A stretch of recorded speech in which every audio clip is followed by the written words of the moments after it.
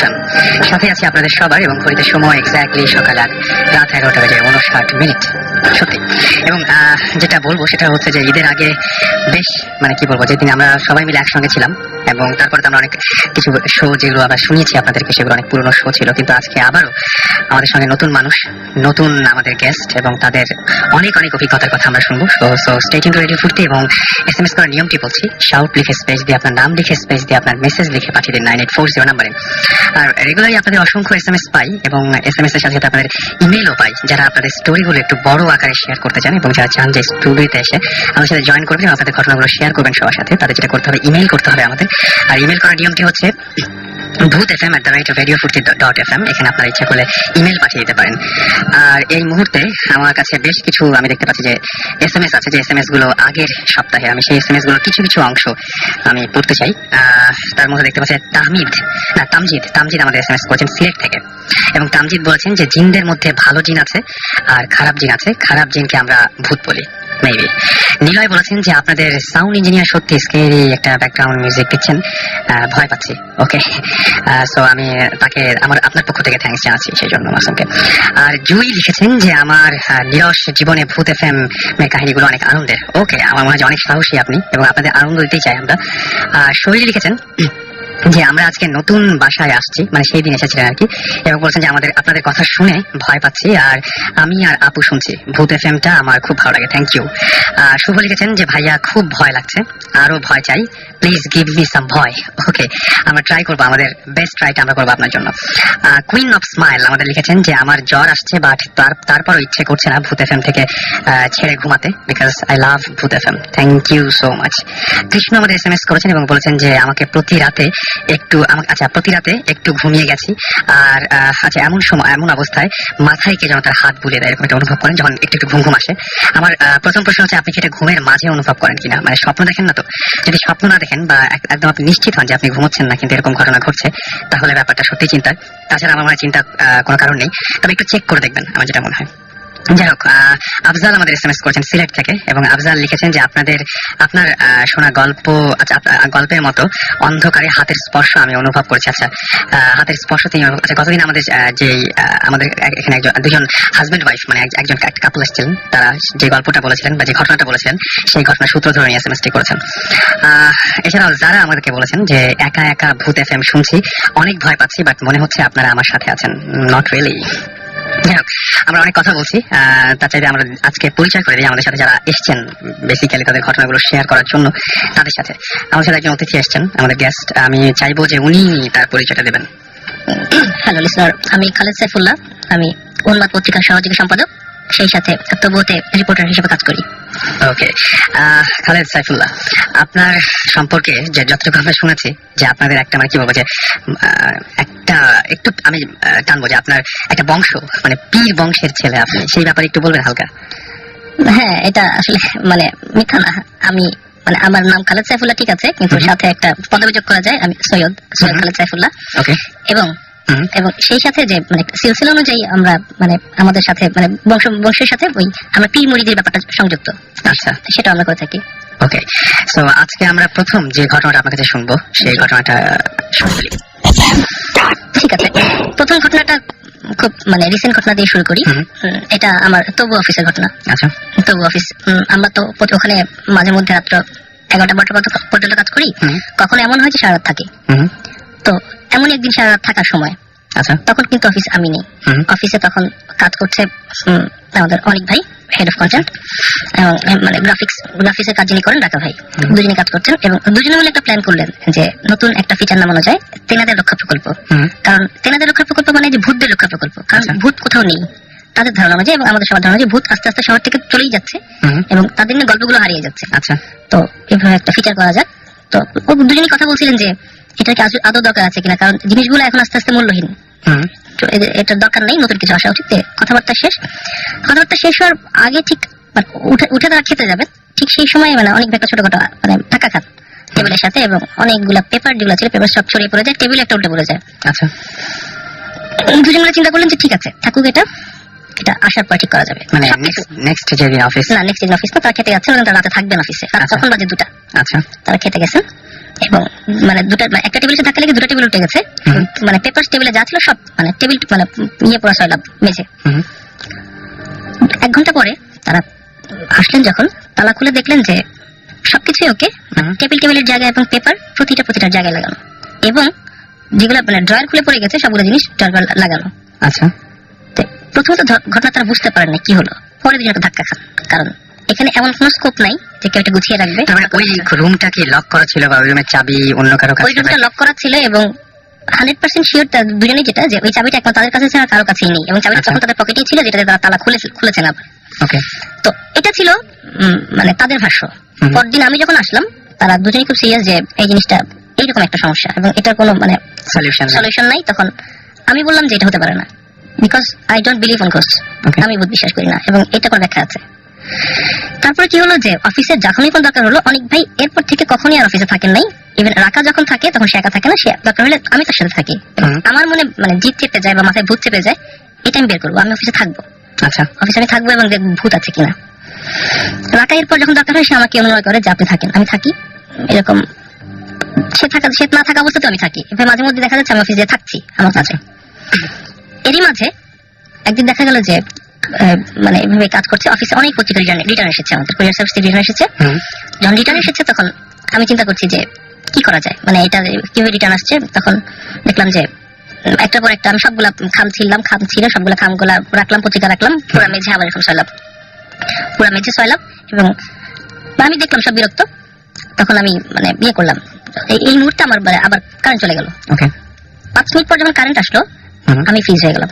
আচ্ছা, প্রতিটা জিনিস ওই খামের মধ্যে করে আবার বন্ধ করে লাগানো। আচ্ছা, মানে খামের মধ্যে করে খাম লাগানো না, কিন্তু প্রতিটা জিনিস গুছিয়ে রাখা। এবং এটা আপনি নিজে এক্সপেরিয়েন্স করলেন? এটা আমার নিজের এক্সপেরিয়েন্স। আমি জায়গাতে ফ্রিজ হয়ে গেলাম। আচ্ছা, এইরকম একটা জিনিস হইতে পারে চিন্তা করি নাই। আমি দেখছি আশেপাশে মানে আমার সামনের বাসায় নেক্সট ডোরে লাইট জ্বলছে, এখানে কেউ হাঁটছে বাইরে হচ্ছে, কিন্তু প্রচন্ড আতঙ্কে যেটা হয়ে যায়, মনে হচ্ছে পুরাটা খালি এবং আমি একা বসে আছি। এবং তখন থেকে তবু অফিসে আমি আর রাতে একা থাকি না। মানে আপনি অনেক সাহসিকতা দেখিয়ে একা থাকতে চেয়েছিলেন, কিন্তু পরবর্তীতে সুবিধা করতে পারেননি। এবং কিন্তু একটা জিনিস তো সত্যি যে মানে আমি সত্যি বলতে ইচ্ছে করছে, এই জন্য বলছি যে যে সমস্ত কাণ্ডগুলো ঘটছে তাতে বুঝতে হবে যে যারা ওখানে আছেন সেই তেনারা বেশ উপকারী। হ্যাঁ, এটা ঠিক, ক্ষতিকারক কিছু নয়, হালকা একটু ভয় পাওয়া ছাড়া তারা বেশ উপকারী ভূত, যদি বলা যায় ভূত। ওকে, সো আপনি প্রথমে যখন শুরু করেছিলাম আমরা, তখন আপনি বলেছিলেন যে আপনি বিশ্বাস করেন না যে এই ধরনের কোনো কিছু থাকতে পারে। এখন যদি আপনাকে আবার জিজ্ঞেস করি যে কি মনে হয় এরকম কোনো কিছু সত্যি আছে কিনা, তাহলে কি বলবেন? আসলে মানে আপনার এই প্রশ্নের উত্তর দিতে আমি প্রস্তুত নই, কারণ একটা জিনিস যখন বিশ্বাস অবিশ্বাসের দোলাচলা চলে, যেমন আমাকে বলতে পারেন আমি কঠোরভাবে অবিশ্বাসী ছিলাম এরপরে, কিন্তু এখন আমি জানি না, সত্যি জানি না। যাই হোক, আমার প্রশ্নের উত্তর দিতে প্রস্তুত নন খালেদ সাইফুল্লাহ, কিন্তু তাকে তার তেনারা বেশ অপ্রস্তুত করে তুলছেন প্রতিনিয়ত, সেটা মানে বলতেই হবে আমার।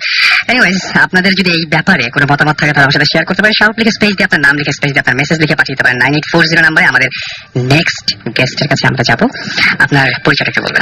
আমি অপূর্ব ফ্রম মগবাজার, এবং আমার সাথে আছে আমার ফ্রেন্ড বাঁধন। ওকে, সো আপনারা আমাদের ইমেল করেছিলেন, রাইট? তো আমরা যাদেরকে আজকে ডেকেছি, আজকে আমাদের অনেক গেস্ট রয়েছে। মাঝখানে একটা ছোট্ট কথা বলে রাখি যে এখনো পর্যন্ত আমাদের আরেকটা টিম, অর্থাৎ ভৌতিস্ট টিম আমাদের রয়েছে ইনভেস্টিগেশনে, এবং আমরা সেখান থেকে আমরা মাঝে মাঝে আপনাদের আপডেট দেওয়ার চেষ্টা করবো। এবং সেই সাথে আমাদের অসংখ্য মানে বেশ কিছু গেস্ট আছে, মানে আজকে ঘটনা বলে শেষ করা যাবে না এরকম একটা অবস্থা। যাই হোক, আজকে আপনার পরিচয়টা তো বললেন, আপনি আমাদের কিভাবে করেছিলেন? আপনি আমাদের ইমেল করেছিলেন এবং ইমেল করে আমাদের সাথে যোগাযোগ করেছিলেন, রাইট? হ্যাঁ। ওকে, সো আপনার যে ঘটনাটা, সেই ঘটনাটা আপনাদের দুজনকে নিয়ে, মানে আপনি এবং আপনার ফ্রেন্ড। সো কি হয়েছিল?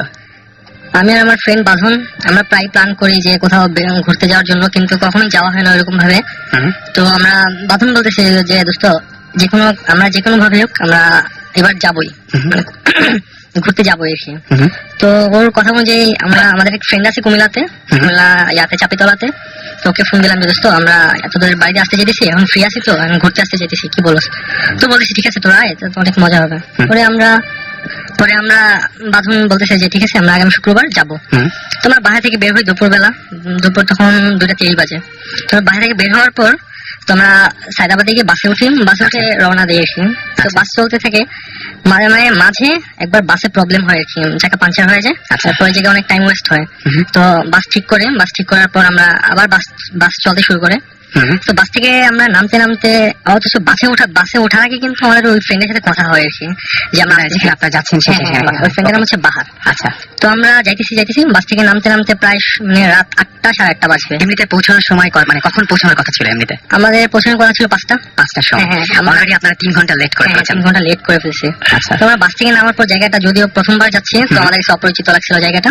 তো জাস্ট মানে অনেক কৌতূহল নিয়ে গেলাম এখানে আমরা। তো আমরা অনেক মজা করলাম, আমরা 2 ফ্রেন্ড গেছি। তো ফ্রেন্ডের নাম্বার ফোন দিচ্ছিলাম যে ফ্রেন্ডের বাসায় যাবো আর কি। তো মোবাইলটা অফ ছিল। আচ্ছা, তখন মোবাইলটা অফ ছিল। তখন আমরা অনেক আপসেট হয়ে যে কি ব্যাপার, আবার বাড়িতে যাবো, তো আসলাম এখন মোবাইলটা অফ কেন। বারবার ট্রাই করি, যতবারই ট্রাই করি ততবারই অফ, কিন্তু ওর বাবার নাম্বার ছিল না আমাদের কাছে। আচ্ছা, তো আমরা হাঁটতে থাকি, যে আমাদেরকে ওবার বলছিল যে বাস থেকে নামার পর একটা ফোন দিস। হ্যাঁ, ফোন দিস, প্লাস মানে আমাদের লোকেশনটা বলে দেয় যে একটা টেম্পো থাকে ওই জায়গাতে, টেম্পো টাইপের। ওই টেম্পোতে 30 টাকা বা 40 টাকা ভাড়া নিবে, আধা ঘন্টা লাগবে, ম্যাক্সিমাম আধা ঘন্টা লাগবে। আচ্ছা, তো আমরা তো যেহেতু লোকেশনটা জানি যে দুজন একসঙ্গে আছেন, তারপরে আমরা টেম্পো খুঁজতে থাকি, কিন্তু রাত তখন প্রায় আস্তে আস্তে তো রাত হচ্ছে। তো আমরা টেম্পো খুঁজতে থাকি, মানে কিছুই পাইতেছি না। প্রায় অনেক দূর মোটামুটি অনেক হাঁটতেছি। হাঁটার পর কিছু দূর যাওয়ার পর মানে 2টা লোক আমাদের ফলো করে আমাদের ডাকে, এই যে বাবা শোনো। কিরকম বয়স হবে 45 এরকম, মানে একটু বয়স্ক। একটু বয়স্ক। তো আমরা দাঁড়াই যাই, তো বললাম যে জি আঙ্কেল বলেন। তো উনি বলতেছে তোমরা কোথেকে আসছো, মানে আমাদেরকে দেখে বলছে যে আমরা মানে অন্য কোথাও জায়গা থেকে এসেছি। তো আমরা বললাম যে আঙ্কেল আমরা ঢাকা থেকে এসেছি, আমাদের এক ফ্রেন্ডের বাড়িতে যাবো, তোর মোবাইলটা অফ। আচ্ছা, তো তখন আঙ্কেল বলতেছে যে আসলে দেখো জায়গাটা বেশি একটা ভালো না, তোমরা যত তাড়াতাড়ি পারো কোথায় চলে যাও। তখন আমরা জিনিসটা মানে এরকম ভাবে মাথায় নিয়ে নেই, যে বলছে ঠিক আছে। এবং এরকম ক্ষেত্রে যেটা হয় যে যখন কেউ বলে জায়গাটা ভালো না, অনেক ভয়, তখন আমাদের প্রথম মাথায় আসে কি যে তার মানে জায়গাটা নিরাপদ না মানে মিন্স এরকম যে এখানে চোর ডাকাত থাকতে পারে বা এরকম কোনো ক্ষতি হতে পারে। আমরা এরকমই ভাবছিলাম। পরে আমরা ভাবছি ঠিক আছে সমস্যা নেই, কারণ আমাদের কাছে ওরকম কিছু নাই যে ছিনতাইকারী ধরবে, ওরকম আমাদের ভয় নেই। তো আমরা হাঁটতে থাকি কিছু দূর যাওয়ার পর দেখি যে অনেক নিরালা এলাকা, তো দেখি যে একটা চা দোকানের দিকে ভ্যানওয়ালা বসে আছে। ভ্যান না মানে কি বলে, 2টা সিট রাখানো, ভ্যানের উপরে যাইছে। তো ওখানে বসে আছে। তো আমি বললাম যে ভাই যাবেন? তো উনি বলছে যে না ভাই যাবো না। ওনাকে জিজ্ঞেস করার আগে উনি বলতেছে যে যাবে না। তো বললাম যে আঙ্কেল ভাইয়া চলেন না, কারণ আমরা অনেক বিপদে পড়ছি, আপনি একটু চলেন, আমাদেরকে আগে দিয়ে আসেন। ওখান থেকে ফেরারও কোনো সময় তো কোনো ট্রান্সপোর্ট বা এরকম বলতে ওই ভ্যান টাইপের যে ওইগুলাই, আর ওইখানে একটাই ছিল। আমাদের তো কোনো ওয়ে নাই যাওয়ার জন্য, অনেকেই যেতে হবে। পরে অনেক রিকোয়েস্ট করলাম, পরে বলছে ঠিক আছে যাবো, কিন্তু 50 টাকা দিতে হবে ভাড়া। ভাড়া শুনে হাসি পেলো যে ঠিক আছে চলেন 50 টাকায় দিব, এত বলা লাগে নাকি। পরে আমরা উঠলাম, ওটাতে উঠা যাইতেছি, নিচে একটা হারিকেন জ্বলতেছিল। পরে কিছু দূর যাইতেছি, রাস্তাটা ছিল মাটির রাস্তা। আচ্ছা, তো হঠাৎ করে হারিকেনটা নিভা যায়। আচ্ছা, কিছু দূর যাওয়ার পর হারিকেনটা নিভা যায়। তখন আমাদেরকে বলে যে আপনাদের হাতে লাইট আছে তো না? মোবাইলে লাইট জ্বালাই। আমরা লাইটের সাহায্যে কিছু দূর যাই। কিছু দূর যাওয়ার পর তো অনেক মোটামুটি ভালো দূরে আগাইছে। কিছু দূর যাওয়ার পর তখন দেখি যে ওই ভ্যান টাইপের যে ওটা একটা চাকা বাঁকা হয়ে যায়, ভাঙে না, বাঁকা হয়ে যায়। বাঁকা হয়ে ওই ভ্যানটাই বসা যায়। তারপর এখন ভ্যান ড্রাইভার বলতেছে যে রিংটা থাকে, ওই রিংটা ভেঙে যায়, ওইটা ভেঙে যায়, বাঁকা হয়ে যায়। আচ্ছা, বাঁকা হয়ে যায়। পরে তারপর এখন ভ্যানওয়ালা বলতেছে যে আমার তো এখন যাওয়া সম্ভব না, আপনারা 5টা মিনিট হাঁটেন সামনে, 5টা মিনিট হাঁটার পরে আপনি পৌঁছায় যাবেন। কারণ যেহেতু বলছে যে 5 মিনিট হাঁটলে পৌঁছায় যাবো, তো বলছি ঠিক আছে। তখন 50 টাকা ভাড়া জায়গায় 30 টাকা দিয়ে হাঁটা শুরু করি। আমরা তো জানি লোকেশনটা, স্কুলের পাশে ওর বাড়ি। তো আমরা যাইতে থাকি তো মানে প্রায় 10-15 মিনিট হাঁটছি। হাঁটার পর তো আমরা দেখি যে আমরা যে ফ্রেন্ডের বাড়িতে যাবো, ওর টর্চ হাতে দাঁড়ায় আছে রাস্তায়। হ্যাঁ, রাস্তায় ওকে দাঁড়ায় আছে। পরে ওরে দেখে তো আমাদের মনে একটা সাহস বাড়লো যে আসলে ওরা দেখছি মনে হয় সাহস পেয়ে গেছে। আমরা কাছে যাই, অথচ ওর হাতের টর্চটা কিন্তু জ্বালানো ছিল না, অফ ছিল, কিন্তু আলো চাঁদনির আলোতে দেখা যেতেছিল যে বাহার টর্চ নিয়ে দাঁড়িয়ে আছে, টর্চটা অফ। হ্যাঁ, টর্চ অফ, বাহার দাঁড়িয়ে আছে। তো আমরা আগে গেলাম, পরে বললাম যে কি ব্যাপার বাহার, ভালো আছিস? মানে সৌজন্য সাক্ষাৎ যা হয় প্রথম ফ্রেন্ডশিপ করলাম, হাঁটতেছি। ও বলতেছে যে আমি বললাম কি যে বাহার আর কত দূর? বলছে যে এই তো 20 মিনিট লাগবে। পরে বললাম কি ব্যাপার? ভ্যানওয়ালা বললো মাত্র 5 মিনিট লাগবে, তুই বলতেছিস 20 মিনিট লাগবে। তো ভ্যানওয়ালা চাপা মারছে, চল আমার সাথে চল, আমি নিয়ে যেতেছি। পরে বাঁধন বলতেছে যে দোস্ত আমাদের তো আর হাঁটা সম্ভব না, কারণ অনেকক্ষণ হাঁটছি, পা ব্যথা হয়ে গেছে, রিক্সা দেখ। তো ও বলতেছে ঠিক আছে 1 মিনিট দাঁড়া, আমি রিক্সা নিয়ে আসতেছি। পরে আমরা দাঁড়াই। আসলে রাস্তা না, ছোট একটা গলি টাইপের, গলি তো না, মানে বাস চারটার মাঝখানে মানুষ হাঁটলে যেরকম রাস্তা হয় এরকম। মানে ও যায় ওইটাতে, ওই রাস্তাতে নামার পর একজন রিক্সাওয়ালা নিয়ে আসে, মানে রিক্সা নিয়ে আসে। ওই রিক্সা মানে ঢাকা যেরকম রিক্সা, ওই রিক্সাই। কিন্তু রিক্সাওয়ালাটা ছিল অদ্ভুত টাইপের। রিক্সাওয়ালার বয়স হবে মিনিমাম 80, একটি ইয়া বড় একদম বড় দাড়ি, বয়স্ক। হ্যাঁ ইয়া বড় বড় দাড়ি, অনেক বড় বড় চুল। তারপরে ফ্রেন্ড বাহার নিয়ে আসছে, তো ও আমাদের জন্য কিছু আচ্ছা, খাবার নিয়ে আপনারা আসছে। মানে আপনি যেরকম বড় বড় দাড়ি রেখেছেন, বড় বড় হ্যাঁ, চুল রেখেছেন, আপনার সাথে যে বন্ধু, হ্যাঁ আমরা তার কাছে পরে আসছি, সেও কি তাই দেখেছে? হ্যাঁ এক্স্যাক্টলি, Okay. উনিও তা দেখেছে। আচ্ছা। তো আমরা ও আমাদের জন্য কিছু কেক আর কিছু রুটি নিয়ে আসে হুম। আমাদের জন্য। পরে বলছে দোস্ত খা, পরে বলছে যে খাবো না, বাসায় তো চলে যাবো, এখন খাওয়ার দরকার নেই। পর হাতে নিয়ে রাখি আমরা এগুলো। তো রিক্সাতে উঠি, রিক্সা যে ড্রাইভার ছিলেন ওই চাচা চালাইতেছে। মানে নর্মালি একজন 22-23 বছরের যুবক মানে ড্রাইভার রিক্সা চালক যেভাবে চালাইতে পারে না, ওই বয়স্ক মুরব্বী অনেক মনে হচ্ছে কি যে বাইকের আগে চলে যেতেছে, এত এরকম স্পিডে চালাচ্ছে। হ্যাঁ। আচ্ছা, ওকে। তো আমাদের একটা জিনিস খেয়াল করলাম যে অনেক দূর থেকে একটা কুকুর আসতেছে, হুম। অনেক জোরে জোরে ঘেউ ঘেউ করতেছে, মানে অনেক জোরে জোরে। হুম। পরে বাঁধন বলতেছে যে একটু রুটি ছিঁড়া দিই, বলছি ঠিক আছে, আমি বললাম যে দে। পরে রুটি ছিঁড়া দিই, কিন্তু কুকুরটা রুটি না নিয়ে আমাদের রিক্সার পিছনে পিছনে আসতে থাকে, তাও অনেক জোরে জোরে ঘেউ ঘেউ করতে থাকে। তো আমরা তো বাঁধন বলতেছে কি ব্যাপারে এত আওয়াজ করতেছে কেন এটা? পরে আমি বললাম, ঠিক আছে। পরে আমি আর বাঁধন আর বাহারকে বলতেছি দোস্ত চলো একটা গান গাই। পরে আমরা মজা টজা করতে, আপনারা তিনজন একই রিক্সা? হ্যাঁ আমরা তিনজন একই রিক্সায়। আচ্ছা। তো আমরা বলছি দোস্ত আমরা চল গান গাই। পরে আমি আরো গান শুরু করি, কিন্তু ও অনেক চুপচাপ। হুম। পরে বললাম কি ব্যাপার বাহার এত চুপ কেন তুই? বলছে আরে এমনি মনটা ভালো না, এই জন্য। তোরা গান গাও, তোরা মজা কর, সমস্যা নেই। পরে আমি বললাম যে কি ব্যাপার, আর কতক্ষণ লাগবে? আধা ঘন্টা তো পার হয়ে গেছে, আমাদের কিন্তু আধা ঘন্টা পার হয়ে গেছে, রিক্সাতে উঠছি। হুম। এ তো বলতেছে যে আর মাত্র 10 মিনিট লাগবে, চলে আসছি। বলছে ও আচ্ছা ঠিক আছে। পরে তো কিছু দূর যাওয়ার পর তো বললাম আর কি প্রায় 10 মিনিট পার হয়ে গেছে, ও পর্যন্ত বলছে 10 মিনিট। তো একটা জিনিস খেয়াল করলাম যে আমরা যে ভ্যানে করে আসছিলাম, যে বাস ঝাড়ের নিচে দিয়ে যাই, হুম। ওই বাস ঝাড়ে একই রাস্তা দিয়ে আমরা আবার যাইতেছি। মানে যেখান দিয়ে আপনারা হ্যাঁ, আবার ব্যাক করতেছি, মনে হচ্ছে ব্যাক করছে কি হ্যাঁ। রাস্তাটা যাওয়ার দিকে? হ্যাঁ যাওয়ার দিকে। আচ্ছা। পরে একটা জিনিস আজব লাগলো, পরে বললাম কি ব্যাপার বাহার, তুই আমাদের কই নিয়ে যেতেছিস, তোর বাসা কই? বলছে, চুপচাপ বসে থাক, যাবো, কখনো কথা বলবি না। পরে মনে একটা ভয় লেগে গেল, কি ব্যাপার, কারণ বাহারের অ্যাটিটিউড তো এরকম না, আমাদের একটা কিরকম সন্দেহ লেগে যায়। হুম। তখন তারপর মুখ ফুটে কিছু বলি নাই। তো আমরা চুপচাপ গানটা অফ করে আমি চুপচাপ বসে থাকি। তো রিক্সা যাইতেছে অনেক কিছু দূর যাওয়ার পর দেখি যে টর্চ মানে রাস্তায় মানে ওই এলাকার হুম। 3-4টা ছেলে দাঁড়ায় আছে আচ্ছা। টর্চ লাইট নিয়ে, আমাদের মুখ ফেসের দিক টর্চ মেরে রাখছে। মানে এবার টর্চ জ্বলছে? হ্যাঁ ওই ছেলেগুলো আমাদের ফেসে টর্চ মারছে। হুম। এমনকি টর্চ মারছে রিক্সাটাও, আমি বলি নাই যে রিক্সাটা থামানোর জন্য। হুম। রিক্সাটা দেখলাম যে ওই ছেলেদের সামনে যে রিক্সাটা দাঁড়ায় যায়। হুম। পরে আমাদের ওই ছেলেগুলো বলতেছে আপনারা রিক্সায় অনেকক্ষণ ধরে বসে আছেন, দেখতেছি কি করেন আপনারা, রিক্সায় বসে আছেন কেন, ড্রাইভার কোথায়? হুম। তখন আমরা বললাম কেন, আমরা তো রিক্সাতে চলতেছিলাম। হুম। বলছে যে না, আপনাদের অনেকক্ষণ ধরে দেখতে ফলো করতেছি যে আপনারা রিক্সায় বসে আছেন, ড্রাইভার কোথায়? তো আমরা এই যে বললাম এই যে ড্রাইভার এই যে সামনে, তখন আমাদের সামনে ছিল হুম। ড্রাইভার এবং আমাদের ফ্রেন্ড। পরে বলতে উনি ছেলেগুলো বলতেছে যে আপনাদের দুইজন ছাড়া তো আর কাউরে আমি দেখি নাই, এমনকি আমি দেখতেছি অনেকক্ষণ ধরে আপনারা আছেন। পরে দেখি যে উধাও আমাদের ফ্রেন্ড এবং কি ওই যে ড্রাইভার, হুম। উধাও নাই। পরে তখন আমরা দেখা তো পুরাই মানে একটু আপসেট হয়ে যায়, কি ব্যাপার, কি হইলো এটা। পরে ওই ছেলেগুলো বলতেছে কি যে ভাই আপনারা কোথেকে আসছেন? পরে বললাম যে ভাই আমরা ঢাকা থেকে আসছি, আমাদের ফ্রেন্ড আছে বাহার, বাহারের নাম বললাম, পরে ওর বাবার নাম বলছি। হুম। তো বলতেছে যে উত্তরপাড়া, বললাম যে হ্যাঁ উত্তরপাড়ার। Okay. পরে ওনারা আবার চিনছে, পরে আমাদেরকে একটা চা দোকানে বলছে যে আমাদের সাথে চলেন, হুম। আপনাদের পৌঁছে দিতেছি। তখন রাত প্রায় 11:30 বাজে। হুম। তো আমাদেরকে একটা চা দোকানে নিয়ে যায়, নিয়ে যাওয়ার পর আমরা চাটা খাই। হুম। চাটা খাওয়ার পর উনি একজনকে এক সিনিয়র ভাই ফোন দেয়, সিনিয়র ভাইকে ফোন দেয়। তো উনি বাইক নিয়ে আসে, বাইক নিয়ে আসার পর ওনার নাম হচ্ছে তাহসান। ওই ভাইয়া যদি এখনো শুনতেছে না, ওনাকে অনেক ধন্যবাদ। তো উনি ওনার সাথে আমাদের পরিচয় করানোর পর তো উনি বলে কি যে আমাদের সাথে আমার বাইকে ওঠো, আমি তোমাদেরকে নামাই দিতেছি। বললাম যে ভাই, মানে তখন হয়তো অনেক ভয় পাইছিলাম বাইকে যখন উঠতে বলছে, যে আবার সেই ঘটনা আবার ঘটে কিনা বা ঘটনা হয়, মানে কোনটা কোথায় নিয়ে সত্যি যায়? কোনটা মিথ্যা কিছু বুঝতে পারছিলেন না ওই হ্যাঁ, সময়? তো আমরা তখন বাইকে উঠি, ওই তাহসান ভাইয়ের বাইকে উঠি। হুম। ওই বাইকে করে আমাদেরকে ওই ফ্রেন্ডের বাহারের বাড়িতে প্রায় 10-15 মিনিট পর বাইকে করে ওই ফ্রেন্ডের বাড়ির উঠানে নিয়ে যায়। তো ওই ফ্রেন্ডকে ডাকে, হুম। কিন্তু ফ্রেন্ড উঠতেছে না। আঙ্কেল বের হয়ে আসছে, ওর আব্বু বের হয়ে আসছে। তো ওর আব্বু বের হয়ে এসে তো আমাদেরকে তো চিনে, কারণ ঢাকাতে আসছিল, ওনারা আমাদেরকে চিনে। Definitely. পরে বললো যে কি আসো ভিতরে আসো, আমাদের ভিতরে নিয়ে যায়, কি রুমে নিয়ে যায়। পরে ওই ভাইয়াকে তাহসান ভাইকে বিদায় করে দিই, আমরা রুমে যাই। পরে দেখি যে বাহার নিশ্চিন্তে ঘুমাইতেছে। হুম। কি ব্যাপার, ওরে অনেক ডাকাডাকি করি, তারপর উঠে যে কি ব্যাপার বাহার, তুই ঘুমাই আসিস কেন? তুই তো জানোস যে আমরা আজকে আসবো, তো ঘুমাই আসিস কেন? পরে তো দেখা বলছি কি ব্যাপার তোরা আসছস, তোরা না বলি যে আসবি না? বললাম কি ব্যাপার, তোরা কখন বলছি আসবো না? বলছি যে তুই তো আমার একটা মেসেজ পাঠাইছিস যে আমরা আজকে আসবো না, আগামী শুক্রবার আসবো। তো ওইটা দেখে আমি তোর আগে মোবাইল অফ করে ঘুমাই গেছি। পরে আমরা তো তো মেসেজ পাঠাই নাই।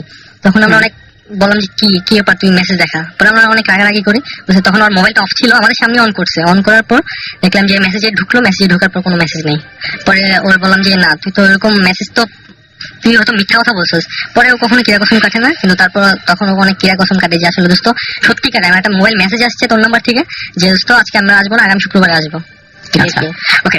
আপনার সঙ্গে তো আপনার সেই পুরো সময় যার সঙ্গে আপনি জার্নিটা হ্যাঁ, করছিলেন, আমার friend ছিল, আপনার ফ্রেন্ড আছে, আমি তার কাছ থেকে শুনবো একটু যে আচ্ছা আপনারা দুজন ও যা যা গল্প মানে এতক্ষণ ধরে যে ঘটনাটা বললো, সেই ঘটনার প্রত্যেকটা জিনিস কি আপনিও সেম ভাবে দেখেছেন? হ্যাঁ হ্যাঁ, একদম সেম, পুরোপুরি সেম দেখছি দুজনে, একদম সেম। একদম সেম। চুল বড়, ওই লোকটা রিক্সাওয়ালার, দাঁত মনে করেন 2-3টা ভাঙা, হুম। আর কি 2-3টা দাঁত নেই, পান টান খায় লাল হয়ে রয়েছে। হুম। ওই রিক্সাওয়ালা পুরো চুলটা একটু বড় বড় সাদা, সেম যা। কিন্তু ও প্রত্যেকটা জায়গার যে বর্ণনাগুলো দিল, সেম সেই জায়গার সেইভাবে কি আপনি ওই সময় দেখেছেন, না দুজনের মধ্যে একটু পার্থক্য সেম ছিল? দেখছি, দুজনেই সেম দেখছি আমরা, আচ্ছা। আর কি দুজনে একই দেখছি।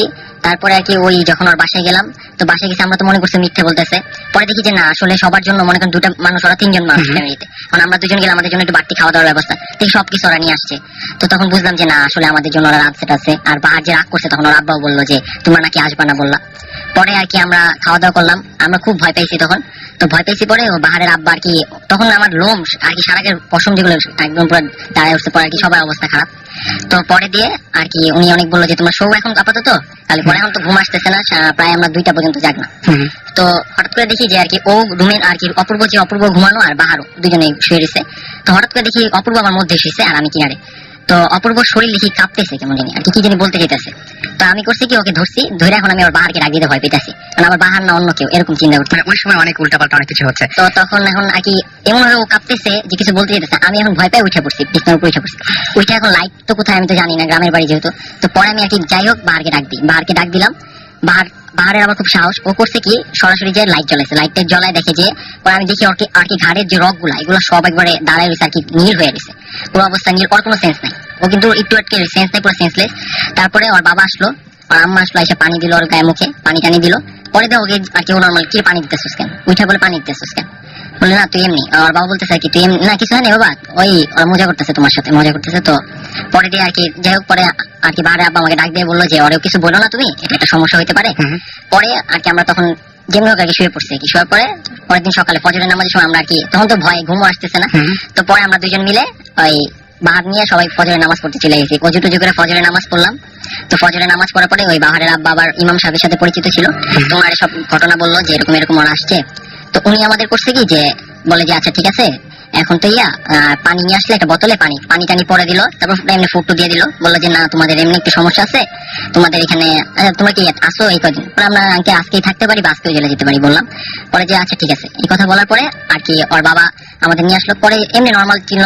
তারপরে আমরা আবার ওই জায়গাটায় যাই, যে জায়গাটা আর কি ওই যে রিক্সাটার ইয়েটা, ওই তাহাসান যে ও আবার বলছিল বাহারকে যে এই জায়গার মধ্যে দেখছে। পরে আমরা যাই দেখি যে ওই জায়গা রিক্সাটা ওরকম তালা মারা, আর কি যে জায়গায় রিক্সাটা আমাদের বসা ছিল ওই জায়গায় রিক্সাটা বাসের সাথে তালা মারা। আর রিক্সা দিয়ে চালায়, আমরা কি বাহারকে বলছি ব্যাপারটা যে এরকম এরকম, রিক্সা দিয়ে চালায় ওই লোকটা ছিল হিন্দু, উনি মারা গেছে প্রায় 7-8 দিন হয়েছে, ঠিক আছে।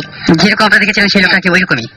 আমরা বলছি আর কি বাহারকে যেরকম চুল বড় বড়, যে এই রিক্সা চালাইতে, তখন বলে এই রিক্সা দিয়ে চালাইতেছিল সে তো মারা গেছে 7-8 দিন আগে, ওনার চুল বড় বড় কি সব বলছে, ও চিনতে পারছে কারণ ওদের এলাকারই। তো তারপরে তখন তো আরো বেশি ভয় পেয়ে গেলাম। তো ভয় পাওয়ার পরে ওই দিন দুপুর বেলায় এখন আর কি 5 ওয়াক্তে নামাজ পড়া শুরু করে দিছি, যে যাই হোক আর অজু ছাড়া বাইরে হয় না। তো অজু করে বাইরে বেরে এখন সন্ধ্যাবেলা হয়েছে কি আর কি এমনি কি করতে জানি আর কি, অজুটা আর কি করিনি, না করে বাইরে গেছি। তো ও আবার আমাদের একটা আর কি ধানের জমি আছে, ওই জমির মধ্যে দিয়ে নিয়ে যেতেছে। তো হঠাৎ করে আর কি আমার পায়ের মধ্যে মনে হয় কে জানি ধরতেছে, তখন আমি মনে করতেছি কি রুমের মনে আর কি অপূর্ব যে ও মনে হয় পাড়া দিতেছে। তো আমি অপূর্বরে বললাম কি একটু পাড়া দিতেছিস না, কিছু না আমি পাড়া দিতেছি না। তো ও সামনে গেল, তো ওর পায়ের ভিতরে নাকি এরকম পায়। তখন আমরা করছি বাহারকে রেখে দুজন দৌড় দিয়ে উপরে উঠেছি, রাস্তার উপরে উঠেছি। তো রাস্তার উপরে উঠছি পরে তখন তো আমি পুরা শিওর যে আমি আরে দিয়ে থাকবো না, আজকে তবে এখনই চলে যাবো। তো অনেক পরে ওর বাবা আবার গেল, আবার আমাদের ওই হুজুরের কাছে নিয়ে গেল। তো হুজুর বাহারের আব্বাকে ডাক দিয়ে বললো যে তোমাদের এই যে এখানে আসাটা, ওদের আসাটা ঠিক হয়নি, আর ওদের এখানে সমস্যা হবে, ওদেরকে পাঠিয়ে দাও। পরে দিয়ে আর কি ওই দিন রাত্রেবেলায় ওর আব্বা কি ঘর দোয়া টোয়া পরে বলে ঘর বন্ধ করে, তো ওই দিন আমরা ছিলাম। পরের দিন সকালবেলায় আমরা আর কি কুমার ইয়ানে ওই দিনই ব্যাক করছি। আপনাদের ঢাকা আসার পরে আর কোনো সমস্যা হয়েছে? ব্যাক করি যেদিন, তারপরে আর কি তখন আমার আর কি বাসে যখন আমি উঠতে পারছি আমার খুব জ্বর, খুব জ্বর। তো এখন ও বলতেছে তোর জ্বর হলে তোর আলগায় নিয়ে যাবো, তাও এখানে চল যাই। তো এখন এই কথা বলতেছে যখন, তখন আমি ঠিক আছে চল, আমারও ভয়। পরে বাসে উঠছি, যেই ঢাকায় নামছি আমার আর কি শরীরে জ্বর টর কিছুই নেই, আমার পুরো নর্মাল। তো যাই হোক পরে দিয়ে বাসায় আসলাম, আইসা পরে আম্মুকে বললাম সব ঘটনা। পরে আম্মু বললো যে আব্বুকে নিয়ে যে পরে মসজিদে গেলাম, উনি এমনি বললো যে না এটা কোনো সমস্যা না, এমনি একটু ভুল দেখছো, এগুলো বললো। পরে তারপরে আমাদের আর সমস্যাটা হয়নি আর কি, 4-5 দিন এরকম ছিল। ওকে, একটা অনেক অনেক লম্বা একটা ঘটনা শুনলাম আমরা। আমরা একটা ব্রেকে যাই না, একটা ব্রেকে যাই। আর ইন দ্য মিন টাইম আপনি আমাদের এসএমএস করুন। আর আমি বলে দিই একটু ঝট করে যে আমাদের এসএমএস করছেন আমি দেখতে পাচ্ছি অনেকেই। সেই এসএমএস গুলো নিশ্চয়ই নিয়ে ফিরে আসবো। যারা এখন এসএমএস করতে চাচ্ছেন বা চাচ্ছেন আমাদের এসএমএস সেন্ড করবেন, তার আগে বলে দিই যে এসএমএস করেছেন আমাদেরকে জুয়েল আরাফাত, তারপরে এসএমএস করেছেন প্যারাগন, এসএমএস করেছেন শান্তু, তারপরে সূর্য, বাঁধন, নাফি, হিমন, আশরাফি, পাপ্পু, হুমায়ুন, মাসুদ, রাসেল, রায়হান, এসএমএস করেছেন সাগর, রবি, হাশেম এবং ইয়ামিন। এরা সবাই এসএমএস করেছেন। আরো অসংখ্য এসএমএস এসছে এবং আপনারা যারা এসএমএস করতে যাচ্ছেন এবং নিয়মটা জানেন তাদেরকে বলে দেয় যে শাউট লিখে স্পেস দিয়ে আপনার নাম লিখে স্পেস দিয়ে আপনার মেসেজ লিখে পাঠিয়ে দিন 9840 নাম্বার। যারা ইমেল করতে চান তারা ভূত FM BHOOTFM@radiofurti.fms আপনারা ইচ্ছা করলে আপনাদের ইমেল সেন্ড করতে পারেন। অবশ্যই নাম এবং ফোন নাম্বার দিতে ভুলবেন না। আমরা গান শুনে আসবো এবং আমার খুব প্রিয় ব্যান্ডের একটা গান মাঝখানে এই গানটা শুনতে চাচ্ছি। আমরা কথা দিচ্ছি যে একটা গানের পরে ফিরে আসবো। শুনবো রেড হট চিলি পেপারস একটা গান। চলুন শুনে আসি গানটি।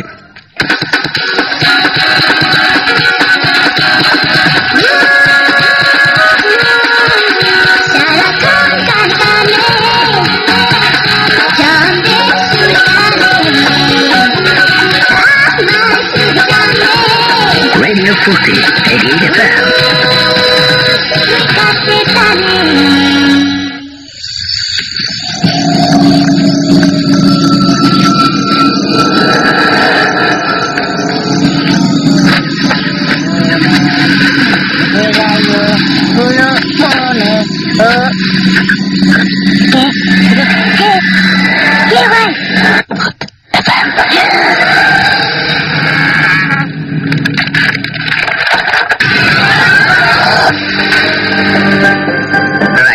ভূত FM আপনার সাথে আছে এবং আছে আর অনেকক্ষণ, এবং ফিরে আসবো আপনাদের দারুণ দারুণ সব এসএমএস নিয়ে এবং সেই সাথে দারুণ দারুণ সব এক্সপিরিয়েন্স নিয়ে। আমাদের সাথে আরো একজন এই মুহূর্তে জয়েন করছেন, তার পরিচয়টা আমরা একটু জানবো। যে আপনি আপনার নামটা বলবেন শুধু জাস্ট।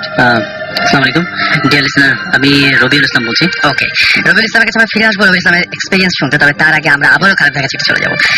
আমরা তো শুরু থেকে ছোট ঘটনা দিয়ে শুরু করেছিলেন, এখন আমরা আসবো আরেকটা ঘটনা যেটা আপনি আমাদের বলেছেন একটা বড় ঘটনা বলবেন এরপরে। সেই ঘটনা শুনে ফেলি, তাই ঠিক আছে।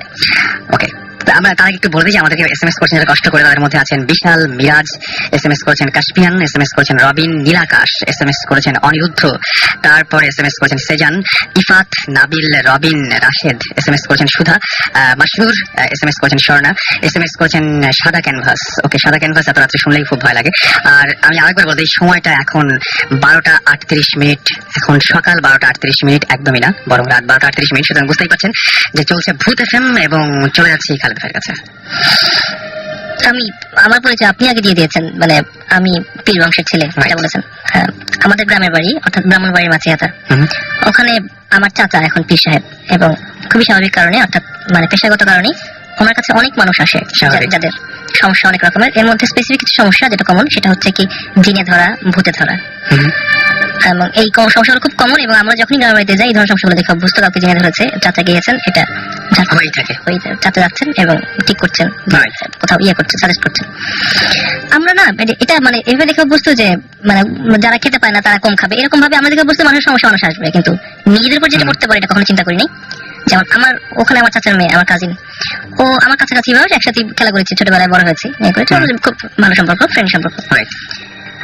কিছুদিন আগে মানে কিছুদিন আগে তাকে ফোন করেছি, ফোন করে কথা হচ্ছে আমাদের মধ্যে, তার দেখে মন খারাপ। কেন মন খারাপ, মানে কথা বলে মন খারাপ, কি ব্যাপার তোমার, কেন মন খারাপ? তখন বললো যে আমাকে তো ঝিঙে ধরেছে। কি বলে, কি ধরেছে? জিনে ধরেছে। আমি একটু মানে ফার্স্টে মানে মন খারাপ লাগবে, বিরক্ত হয়েছে। কেন এই ধরনের ঠাট্টা করার কি দরকার? ঠিক আছে, জানি তো কি, কেন এটা কেন বলবো?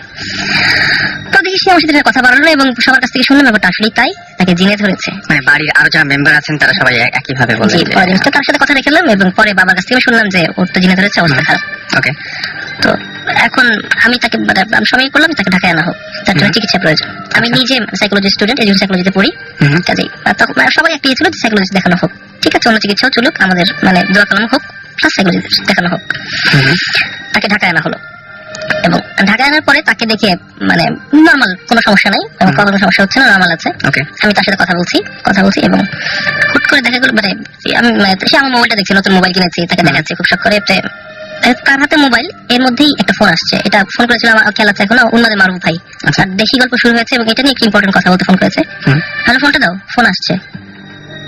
নমনা করলো কি, ফোনটা তুলে ঢিল মেরে মানে ঢিল মারলো। মোবাইলটা আমার মানে টুকরো করে পড়ে গেল। আচ্ছা, আমি ওদিকে তাকায় থাকলাম, কি হইল? এবং আমরা তখন নিশ্চয়ই মনে হলো এটা ফাজলামি। আমি জানি নাই, মানে তখন আমি হতভম্ব হয়ে গেছি, ফাজলামি কিছু এটা কেন করবে, এটা তো করার কথা না, এটা চাইল্ডিশ কাজ হলো। এরপর দেখলাম কি যে তার চোখটা আস্তে আস্তে মানে হলুদ হয়ে গেল, মানে সিনেমার মতো হলুদ না কিন্তু হলুদ হয়ে গেল। আচ্ছা, এবং এরপরে সে করলো কি যে তার দুই হাত শক্ত করে ঠাস করে চড় মারলো তাকে নিজেকে, আচ্ছা, চড় মারলো এবং চুপ করে বসে থাকলো, কোনো কথা নাই। তখন ওই পাশ থেকে আমার চাচা ছিলেন, তারা লক্ষণ টের পেয়ে দৌড়ে আসছেন যে ব্যাপারটা এখন ওইটাই, মানে ওটা হয়ে গেছে, এই তাকে আবার জিজ্ঞাসা করছে। সেই সুদের ব্রাউনবাড়ি থেকে ঢাকায় আসছে এবং জিনার পিছু ছাড়েন এবং ঢাকায় আসছে। তখন আমি দেখলাম যে আর এই সমস্যা তো আপনারা অনেক দিন আগে থেকে দেখে অভ্যস্ত যে এই সমস্যাগুলো নিয়ে বেসিক্যালি আপনাদের বাসায় বিভিন্ন ধরনের মানুষজন আসে, সেই সমস্যাটা আপনারা ফ্যামিলির মধ্যে এখন দেখতে পাচ্ছেন। এবং এবং তখন আমি নিজে ফিল করলাম যে আরেকজনের হইলে এটা ফিল করা যায় না, যখন নিজেদের উপর পড়ে তখন তখন বিপদটা বোঝা যায়। তখন বোঝা যায়। এবং চোখের সামনে না একটা জিনিস ঠিক, যিনি আমাদের ফ্যামিলিতে ধরে ঠিক আছে, বাট আমি কখনো ফিজিক্যালি কাউকে জিনে ধরা ছাড়ানো আগে ভেবে দেখি নাই। তখন আসলো এবং আমার বোন আমার সাথে যে মানে এতদিন বড় হয়েছে, চোখের সামনে সে যে অট্ট হাসিটা দিল, আমি আমার মানে লাইফ কানে কখনো এরকম হাসি শুনি নাই। এই হাসি পৈশাচিক হাসি না, এই হাসি অন্যরকম একটা হাসি, ঠিক আছে, মানে ভূতের হাসি না, আবার কেমন জানি এটা মানুষের পক্ষে দেওয়া সম্ভব না, এটাই একমাত্র কথা এই ব্যাপারে বলা যায়। তো ও করলো কি যে এভাবে ধরে আছে, আমি ওকে করলাম কি যে ওকে আমি করলাম, বলছে ওর হাতটা শক্ত করে ধর, আমার কি করা যায় আমি বুঝতেছি না, বলছে ওর হাতটা শক্ত করে ধর। আমি ওকে ডান হাতটা খুব শক্ত করে ধরলাম যে নড়তে না পারে। ও ওর বাম হাত দিয়ে ঠাস করে আমাদের একটা চল কষালো এবং মানে রিপিটেশন হচ্ছে, তা বলতে পারি যে এইরকম রুট চড় আমি আমার লাইফে খাই নাই কখনো। মানে একটা মেয়ের বাম হাতে এত জোর থাকবে কেন আমি বুঝিনি, চড় মারলো, আমি চড় খাওয়াতে বন্ধ হয়ে গেছে, হাত ছেড়ে দিচ্ছি, আমার বলে হাত ধর, সাথে হাত ধরছি, পা ধরছি এবং তাকে তার সামনে তখন আমার চাচা যিনি পীর সাহেব উনি আয়াতুল কুরসি বললেন এবং সূরা জিন করে ফু দিলেন। আচ্ছা, এবং ফু দেওয়ার পর সে কাঁপা শুরু করলো এবং কাঁপতে কাঁপতে একসঙ্গে সে নিস্তেজ হয়ে গেল, শেষ। ওই দিন আমাদের ঘটনা শেষ। আমার কাছে খুব খারাপ লাগলো যে এটা তো মানে আমি জানি না এটা কি বলে, হিস্ট্রি বলে সিজোফ্রেনিয়া বলে জানি না, বাট এটার একটা কিছু হবে। সিজোফ্রেনিয়া হলে এরকম হয় এটা আমি শুনেছি। হ্যাঁ, তখন এটা নিয়ে আমরা সাইকোলজিস্টের কাছে গেলাম, যে ব্যাপারটা এইরকম হচ্ছে। সাইকোলজিস্ট আমরা যা চিন্তা করেছি সাইকোলজিস্ট সেটাই বুঝালেন এবং খুব সুন্দর করে বুঝালেন যে দেখো তুমি গ্রামে বড় হয়েছো, এবং তোমার মধ্যে যে কিছু ইনফেরিয়র কমপ্লেক্স থাকে, কিছু থাকে, এবং তুমি এই পরিবেশটা তুমি দেখেছো এবং এটা তোমাদের কাজ করছে। আচ্ছা, রাইট। তো তুমি মা এই জিনিসটা আস্তে আস্তে নিজের মধ্যেই ঢোকাও এবং তোমার মধ্যে যে কাজগুলো তুমি যে নিজেকে মারছো এবং নিজেকে আঘাত করছো, তোমার মধ্যে কিছু মানে সেলফ মানে ডিস্ট্রাক্টিং মনোভাব কাজ করছে, এটাকে দূর করতে হবে। সাইকোলজিস্টের কথা শুনে আমি নিজে ভালো লেগেছে, কনভিন্সড এবং এটাই হওয়া উচিত। ওখান থেকে আমরা গেলাম আর হুজুরের কাছে। এটা কেন গেলেন? এইটা গেলাম কারণ হচ্ছে কি যে এটা উনি বলছেন, ঠিক আছে, সাইকোলজিস্টের কথা জানলাম, হুজুর কি বলেন শুনতে যাচ্ছি, শুনতে গেলাম। আপনারা ক্রস চেক করছেন? তখন ক্রস চেক করছি, রাইট, সব ধরনের বিশ্বাসকে বাজিয়ে দেখছি, ঠিক আছে। আমার মূল্যবোধ সবার মূল্যবোধ এক না, কাজেই সবারটাই দেখা উচিত। আমরা সবাই ওখানে গেছি।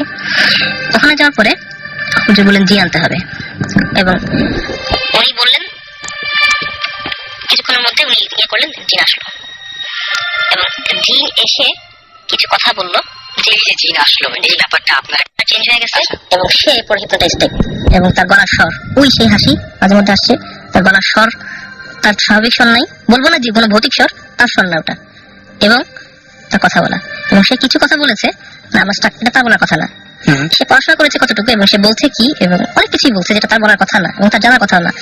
আমি এখানে একটা ইন্টারাপ্ট করবো, আমাদের সেকেন্ড গেস্ট যিনি আছেন এখনো তার কাছে আমার যায়নি, কিন্তু ওনারও এরকম ঘটনা আছে এবং উনিও কিন্তু যে গলার স্বর টর এই সমস্ত নিয়ে বলবেন, এই ব্যাপারগুলো কি আসলে চেঞ্জ হয়ে এবং মিলে যাচ্ছে। আমি কিন্তু ওনার ঘটনাটা আপনার জাস্ট শুরু হওয়ার আগে একবার শুনেছি এবং সেম এই ব্যাপারটা ঘটে। আচ্ছা, সো সেটাই বলছেন আপনি একদম আসলে তাই ব্যাপারটা, তাই আমি দেখেছি যেটা।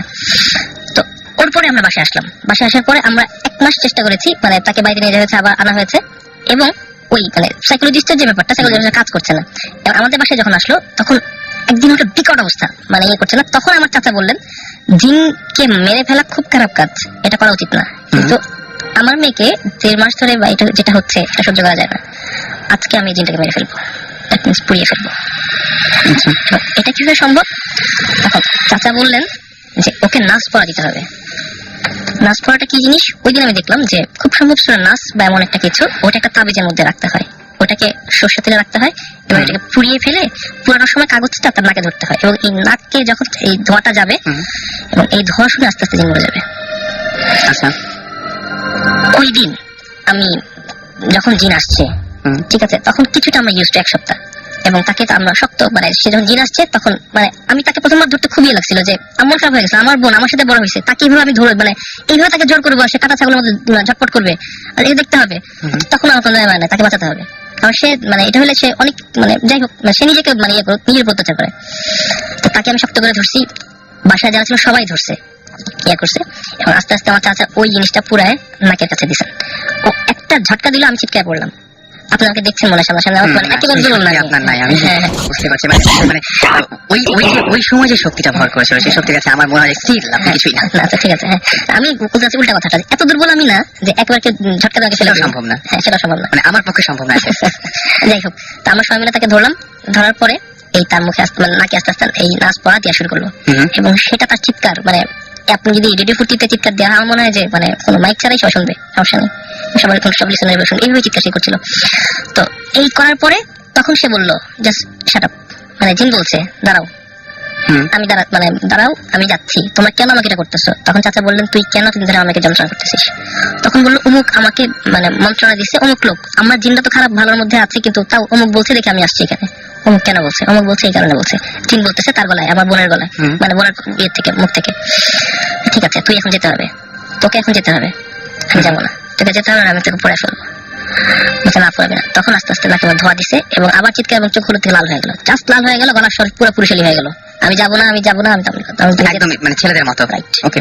তখন শেষ পর্যন্ত আধা ঘন্টা এইরকম মানে মানে মরণ কামড়া চিল্লাচিল্লির পরে বললো ওকে আমি যাবো। চাচা বললেন তুই যাবি, কিন্তু আমি তোকে যেতে দিব না। বলছেন আমি যাবো, আমাকে ছেড়ে দেন। তখন জিনিসটা সে ডিফেন্ডিং হয়ে গেল জি। তখন চাচা বললেন যে জিনিসটা শুধু ঠিক আছে আমি যাবো, বলছে তুই যাওয়ার আগে শর্ত একটা তোকে আমি যেতে দিব, তুই আমাকে লিখিত দিয়ে যাবি যে তুই আমার মেয়ের কাছে কখনো আসলে আমি তোকে মেরে ফেলবো, এবং এই জন্য জিন সমাজ আমাকে কোনো ক্ষতি করতে পারবে না বা আমার চেনা জানার মধ্যে কোনো ক্ষতি করতে পারবে না। ঠিক আছে আমি লিখিত দিই। আমি এই আমার বোন তো লিখতে পারে সবকিছু জানে, আমি করলাম কি সে শুয়ে আছে, শুয়ে থাকার অবস্থায় তার বাম হাতে কলম দিলাম এবং শুয়ে থাকা অবস্থায় তার ঘাড়ের কাছে কলম দিলাম। আপনি চেষ্টা করে দেখেন ঘাড়ের কাছে আপনি যে হাতে লিখেন তার উল্টা হাত দিয়ে তখন লিখতে পারবেন। মানে শুয়ে আছে মাথার কাছে লিখছে, মাথার কাছে লিখছে, সে কলমটা ধরলো আপনার উল্টো পুরো জিনিসটা হাতটা বেন্ড করে মাথার পেছনে নিয়ে যেয়ে তারপরে ওইভাবে লিখছে। রাইট। তখন মানে একটা মানুষ যেভাবে মানে ইয়ে ধরে স্লোগান দেয়, তখন যেভাবে কলম ধরে মানে মোটা ধরে সেভাবে সে কলমটা ধরলো এবং ধরার পরে সে খসখস করে লিখে গেল, আমার নাম বিশ্ব, আমি মাছিয়াতার আম গাছের ডালে থাকি, আমি প্রতিজ্ঞা করছি আমি এই মেয়েকে আর কখনো টাচ করবো না, মানে এই মেয়ের শরীরে ভর করবো না, এবং যদি কখনো করি তবে আমার মৃত্যুর জন্য জিন সমাজ দায়ী থাকবে না। বিশ্ব তুই হিন্দু? জি। তো গরু মাংস খাওয়া দিই না, খাওয়া একটা হাড্ডি আন না, খাবো না খাবো না। শেষ পর্যন্ত বললাম চলে যাচ্ছে, আমাকে ছেড়ে দেন, আমাকে টর্চার করে না প্লিজ, না তোকে গরু মাংস খেতে হবে না। এই করতে করতে আমার বোন দেখলাম যে তখন চাচা উনি বললেন যে আমার মেয়ে তো এখানে হ্যাম্পার হচ্ছে, সে তো কাঁপতেছে মানে গরু কাটা কাটা গরু, তাকে ধরে আছে আমরা সবাই। তারপরে কি করলো, সেটা পরে মানে ধস করে পড়ে গেল জিনিসটা, ওই বিশ্ব চলে গেল এবং এখানে মানে ক্লাইম্যাক্সের শুরু চলে গেল। আমার বোন উঠলো, সে পুরো বিধ্বস্ত, কারণ এতটা শক্তি তার শরীর থেকে তো গেছে, এই এনার্জিটা এইরকম ভাবে সে এনার্জি দিছে, সে পুরো বিধ্বস্ত। এবং ওই ঘটনা দেখে তার আগের দিন আমাদের বাসায় যে মেয়েটা কাজ করতো, সে থাকতো স্থানীয় লোকাল বুয়া আর কি, ওই মহিলা চলে গেল, সম্ভব না এখানে থাকা। এবং আমার বোন গেল, সে তখন আমরা বলে দিলাম যে প্লিজ বাড়ি থেকে একটা মানুষ পাঠানো হোক হেল্প করার জন্য, টাকা ছাড়া মানুষের খুব সমস্যা, এভাবে মানুষ সম্ভব না। ওই দিনই যে লোকটা নিয়ে গেল বোনকে আমার চাচা নিয়ে গেলেন, ওই গাড়ি দিয়ে মেয়েটাকে নিয়ে আসলো এবং বলা হইলো যে এই ঘটনাগুলো কাউকে বলা না হয়, কারণ এই ঘটনাগুলো আমাদের বাসায় ঘুরছে না, অনেকে ভয় পাবে, আসবে না। এবং আমরা একটা অদ্ভুত ব্যাপার নিয়ে যে জিনিসটা কখনো বিশ্বাস করতাম না, সবসময় গল্পের বইয়ে পড়তাম বা বিভিন্ন ছোটবেলা থেকে ভূতের বইয়ে পড়তাম, সেই জিনিসটা বাসার মধ্যে ঘুরছে, আমার পাশের বাসা আমার বোনকে জিনে ধরছে, আমাদের কাছে তখন অ্যাবসার্ড ঘটনা। তো এই ঘটনা নিয়ে আমরা থাকলাম। ওই সময় বাসায় একটা মেয়ে আসলো, মানে গ্রামে থেকে আসলো, আমরা যে গাড়িতে বোনকে নামাইছি ওই গাড়িতেই জাস্ট মেয়েটাকে নিয়ে চলে আসলো। ঠিক আছে মেয়েটাকে নিয়ে আসলো, তো আমরা শুনে মতো করে গুছিয়ে নিলাম যে যাক অনেকদিন পর একটা সমস্যার সমাধান, আমরা সবাই খুব খুশি, মানে বোনটার একটা ইয়ে হইলো, সুস্থ সে এখন। তো মেয়েটাকে নিয়ে আসছে। তো এর ওই দিন রাতের ঘটনা, আমি শুয়ে আছি আমার ড্রয়িং রুমের পাশের মানে লাগোয়া বেডে, হুট করে আমার মাথার সামনে সেই পৈশাচিক হাসি, যেটা আমি তখন আমার বোনের মুখ থেকে শুনছিলাম, হা হা হা হা। আমি একটা অদ্ভুত চিৎকার দিয়ে উঠছি ঘুমের থেকে। এই চিৎকারটা দিতে পারছি আমি, মানে এটা আমি জানি না, আব্বা আম্মা বলছেন যে তুমি একটা ভয়ঙ্কর চিৎকার দিচ্ছ, ওই হাসি শুনে যেটা আমরা শুনছি দৌড় দিয়ে আসছি, এই ওই চিৎকার মরে গেছে, ওই মেয়ের মাথার কাছে দাঁড়াইছে, ওই হাসি দিচ্ছে। তখন শুনলাম যে তখন বলে আমি সেই বিশ্ব। কোন বিশ্ব? বলে আমি সেই বিশ্ব। এটা আপনাকে বলছে? সবাই কি? আমরা সে বলতেছে আমি সেই বিশ্ব। তোমরা তুমি মানে এখানে কেন? তখন হচ্ছে বাসার মধ্যে আমি আব্বা আম্মা আমার ছোট ভাই আর একটা মেয়ে আছে, সে আঞ্জু, আর কেউ নাই। এতদিন আমার চাচা ছিলেন, দিনে ধরলে উনি ম্যানেজ করতেন এবং আসলে চোখের সামনে দেখেছি উনি পারতেন না তা না, এবং এখন কেউ নেই, আমরাই। এবং রাত্র তখন বাজে 3টার সময় একটা নতুন মেয়ে ঢাকার মধ্যে ঢাকা এসেছে, সে চিল্লাচ্ছে যে ইয়ে করতেছে। তখন এটা অনেকটা মানে একটা জিনিস হচ্ছে দিনে ধরেছে, একটা হচ্ছে বিব্রতকর, একটা ফ্ল্যাট বাড়ি সবগুলো লাগাও লাগা, একটা 3টার সময় যদি একটা নতুন মেয়ে এসে চিল্লায়, শোনেন তাড়াতাড়ি আমার দারুণকে ডেকে আনছি কিনা। তখন সে বলতেছে যে আমি সেই বিশ্ব এবং আমি যাবো না, এই বাসার সবাই আমি খাবো। ঠিক আছে, এই বাসায় আমার গার্লফ্রেন্ড যাইছে, আমরা সবাই আতঙ্কে ফ্রিজ হয়ে গেছি। এই 3টার সময় জায়গানোর কিছু না, শুধু দারুণ কেন নিয়ে আসছি, দেখেন অবস্থা কি হচ্ছে এখানে। বারবার বলতেছি যে কি মানে কি আমাদের তো এখন আমি যতটুকু পারতেছি সবাই আয়াতুল কুরসি পড়তেছি এবং করতেছি, এবং ওই মেয়ে বারবার বলতেছে আয়াতুল কুরসি পড়বি না। আমি বুঝতেছি তার কাছে পড়তেছি কিন্তু পড়বি না, কেউ পড়বি না, কেউ পড়বি না। অনেক কি এর পরে রাত 2 ঘন্টা সে হাসতেছে, কাঁদতেছে, গড়াগড়ি হচ্ছে, চিল্লাচ্ছে, কেউ কিছু করার নাই। এবং ওই মেয়ের মাকে ফোন করছে যে আপনার মেয়ের সমস্যা, কোনো সমস্যা নেই, জীবনে যেন কিছু করে না, কেন করবে এটা বিশ্বের কথা, সে মানে বিশ্ব কি আলোচনা কিছু না, বাদ দেন। তখন ওই মেয়েকে পরে 2 ঘন্টা পরে এই মেয়ে বলল যে তোদের এক মেয়ে গেছে না বাড়িতে, হ্যাঁ সে একটা জামা ছাড়ছিল, জামাটা আমি নিয়ে আসছি, জামাটা আমি পরা আছে। তখন মানে অনেক মানে এটা হচ্ছে যে আমার আব্বা বা আমি বা আমরা অনেক দৌড়াদৌড়ি পড়লাম, তারপরে সেই কথাটা নরম হয়ে বলে আবার চিল্লাচিল্লি এসে। তখন 4টার সময় সে 5টার সময় সে স্বীকার করলো। তখন তাকে বললাম যে ড্রেসটা চেঞ্জ করে আসো। আম্মা তাকে ড্রেস চেঞ্জ করলেন জোর করে, এবং ড্রেস চেঞ্জ করার আগে তার চোখ তখন টকটকে লাল, সেই রকম লাল, আগের মতোই লাল। তখন সে বললো যে আমি থাকবো, আমি তোদের বাথরুমতে থাকবো। এবার হাসির কথা যেটা, বাথরুম তখন ছিল একটাই এবং ভয়ে কেউ বাথরুমে আর যায়নি, আটকে ছিলাম সবাই। ওকে, আমরা একটা বিজ্ঞাপন বিরতি নেব, ছোট্ট বিজ্ঞাপন বিরতি পরে আমরা আবার ফিরে আসছি। আপনারা সবাই সঙ্গেই থাকুন স্টেডিয়াম রেডিও ফুডতে, এবং আমাদের SMS করুন, লিখে ফেলুন SHOUT শাউট স্পেস আপনার নাম স্পেস আপনার মেসেজ, পাঠিয়ে দিন 9840 নম্বরে। Lakh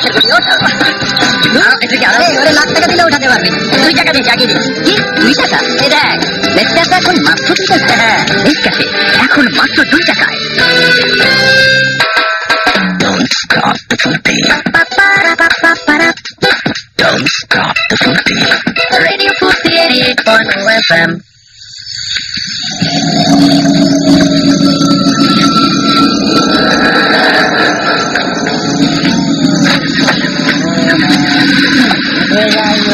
Pulo pone oh ¿Qué va?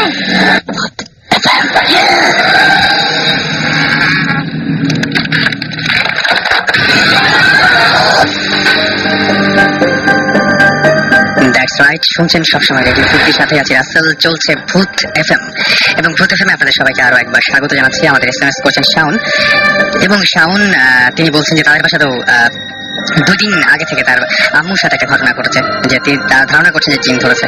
ওকে, আর অনেকে আমাদেরকে এই ঘটনাটা শোনার পরে অনেকে তাদের রিয়াকশন গুলো দিয়েছেন। সেই সমস্ত রিয়াকশনের মধ্যে কিছু রিয়াকশন যারা দিয়েছেন তাদের নাম পড়ছি, সেটা হচ্ছে শান্তু আবার SMS করছেন আমাদেরকে, SMS করছেন মাহমুদ, তানিয়া, পিয়াস, জুয়েল, SMS করছেন আমাদেরকে শেউতা, SMS করছেন সুব্রত, SMS করছেন ফাহাদ, হানিফ, এছাড়াও SMS করছেন তৌসিফ, আকাশ, শিশির, SMS করেছেন জাহিদ, ওল্ড টাউন, SMS করছেন আমাদেরকে, এছাড়াও অনিপান, আচ্ছা অনিপান, মিরাজ সহ আরো অনেকে।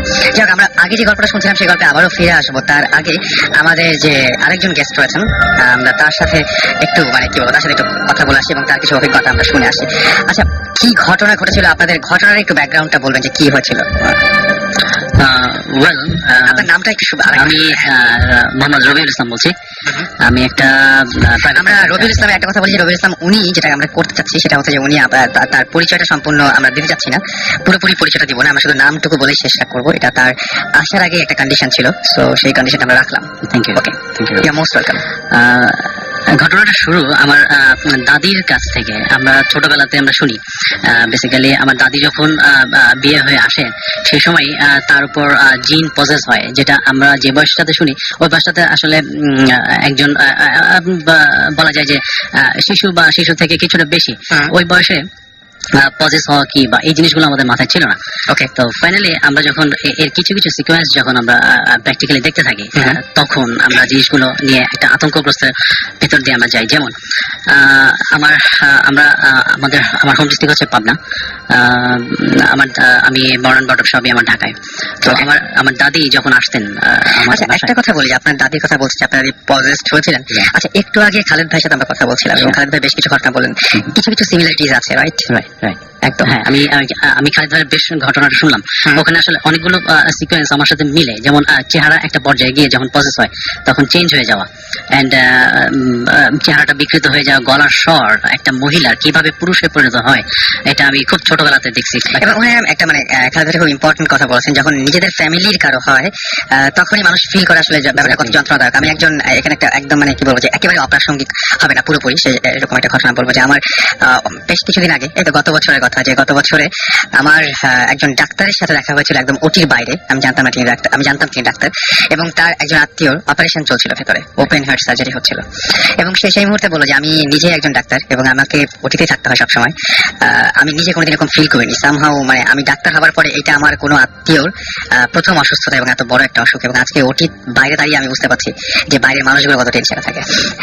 তো এরকমই হয় আসলে, যখন ফ্যামিলির মধ্যে কারো এরকম সমস্যা হয় তখন তারাই শুধু বুঝতে পারে যে ঘটনা কি। আমরা শুনে হয়তো বিশ্বাস করতে চাই বা বিশ্বাস করতে চাই না, অনেক সময় হাসি, অনেক সময় হেসে উড়ে যায়, অনেক সময় গল্পের মতো লাগে। বাট আমি বলবো যে কারোর উপরে কোনো কিছু চাপিয়ে দিচ্ছি না, জাস্ট যারা গল্পটা বলে তারা বা ঘটনাটা শেয়ার করে তারা প্রচন্ড আন্তরিকতার সাথেই শেয়ার করে। সো শুনে আপনাদের মতামত, সেই মতামতটা আপনার আন্তরিকতার সাথে দেবেন আশা করবো। ওকে, আমরা শুনি।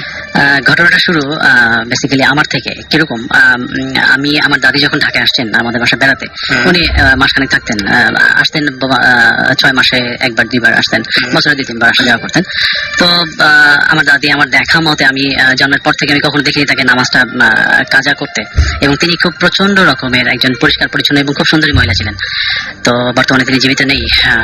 তো একদিন দুপুরবেলা আমার স্কুল থেকে আমি এসে আমি তার সাথে যখন খেতে বসি, তো আমি ছোট, আমরা 3 ভাই বোন, তখন আমরা একসাথে বসে খাচ্ছি। তো একটা পর্যায়ে কেউ খেয়াল করেনি বিষয়টা, একটা তরকারি আমি আমার দাদিকে দেই আমার প্লেট থেকে তুলে, যে আমি ওনার প্লেটে দেই, বাট আমি তখন বুঝতে পারিনি যে কত বড় একটা ভুল করলাম আমি। তো আসরের নামাজে দাদি দাঁড়ালেন, আমি খেলতে গিয়েছিলাম, খেলা শেষে এসে দেখলাম যে মাগরিব শুরু হবে। ইন দ্য মিন টাইম আমার দাদি জায়নামাজের উপরে শুয়ে, মানে হিস্টেরিয়াগ্রস্ত রোগীদের, মানে ভাই আপনি দেখছেন কিনা বিষয়টা, মানে শরীরে খিচুনি দেয়, বাট এই খিচুনিটা একটু ডিফারেন্ট, মানে একটু কেমন যেন একটু অ্যাবনর্মাল। দেখলাম যে তার হিস্টেরিয়াগ্রস্ত রোগীর কিন্তু একটা জিনিস হয়, আমি সোফার জানি, যে মুখ থেকে লালা বের হয়, কিন্তু আমার দাদির কোনো লালা বের হয়নি। তার চোখগুলো একদম বড় বড় হয়ে গেছে, যেটা তার চোখ কখনো এত বড় না, এবং সে মানে পুরুষ কণ্ঠে গোঙানি শব্দ করছে, তো এবং তার চোখ প্রচন্ড রকমের একটা লাল একটা আভা তার চোখ থেকে বেরোচ্ছে, এবং যে ওই চোখের দিকে তাকাবে মানে সে স্থির থাকতে পারবে না, এটা কোনো মানুষের চোখ হতে পারে না। ওকে, তো আমার বড় 2 বোন, আশা করি তারাও হয়তো শুনছে। তো আমি কি করলাম, আমরা 3 ভাই বোন, আম্মা আমাদেরকে একটা খাটে উঠিয়ে আমাদেরকে বললো যে তোমরা এখানে চুপ করে থাকো, কোনো ভয়ের কিছু নাই, তোমরা শুধু আল্লাহ আল্লাহ করো। আমার বাবা আর মাকে আমি দেখলাম আমার দাদিকে জোর করে খাটে ধরে রাখতেছে, তাকে ধরে রাখা যাচ্ছে না, সে উঠে যাচ্ছে।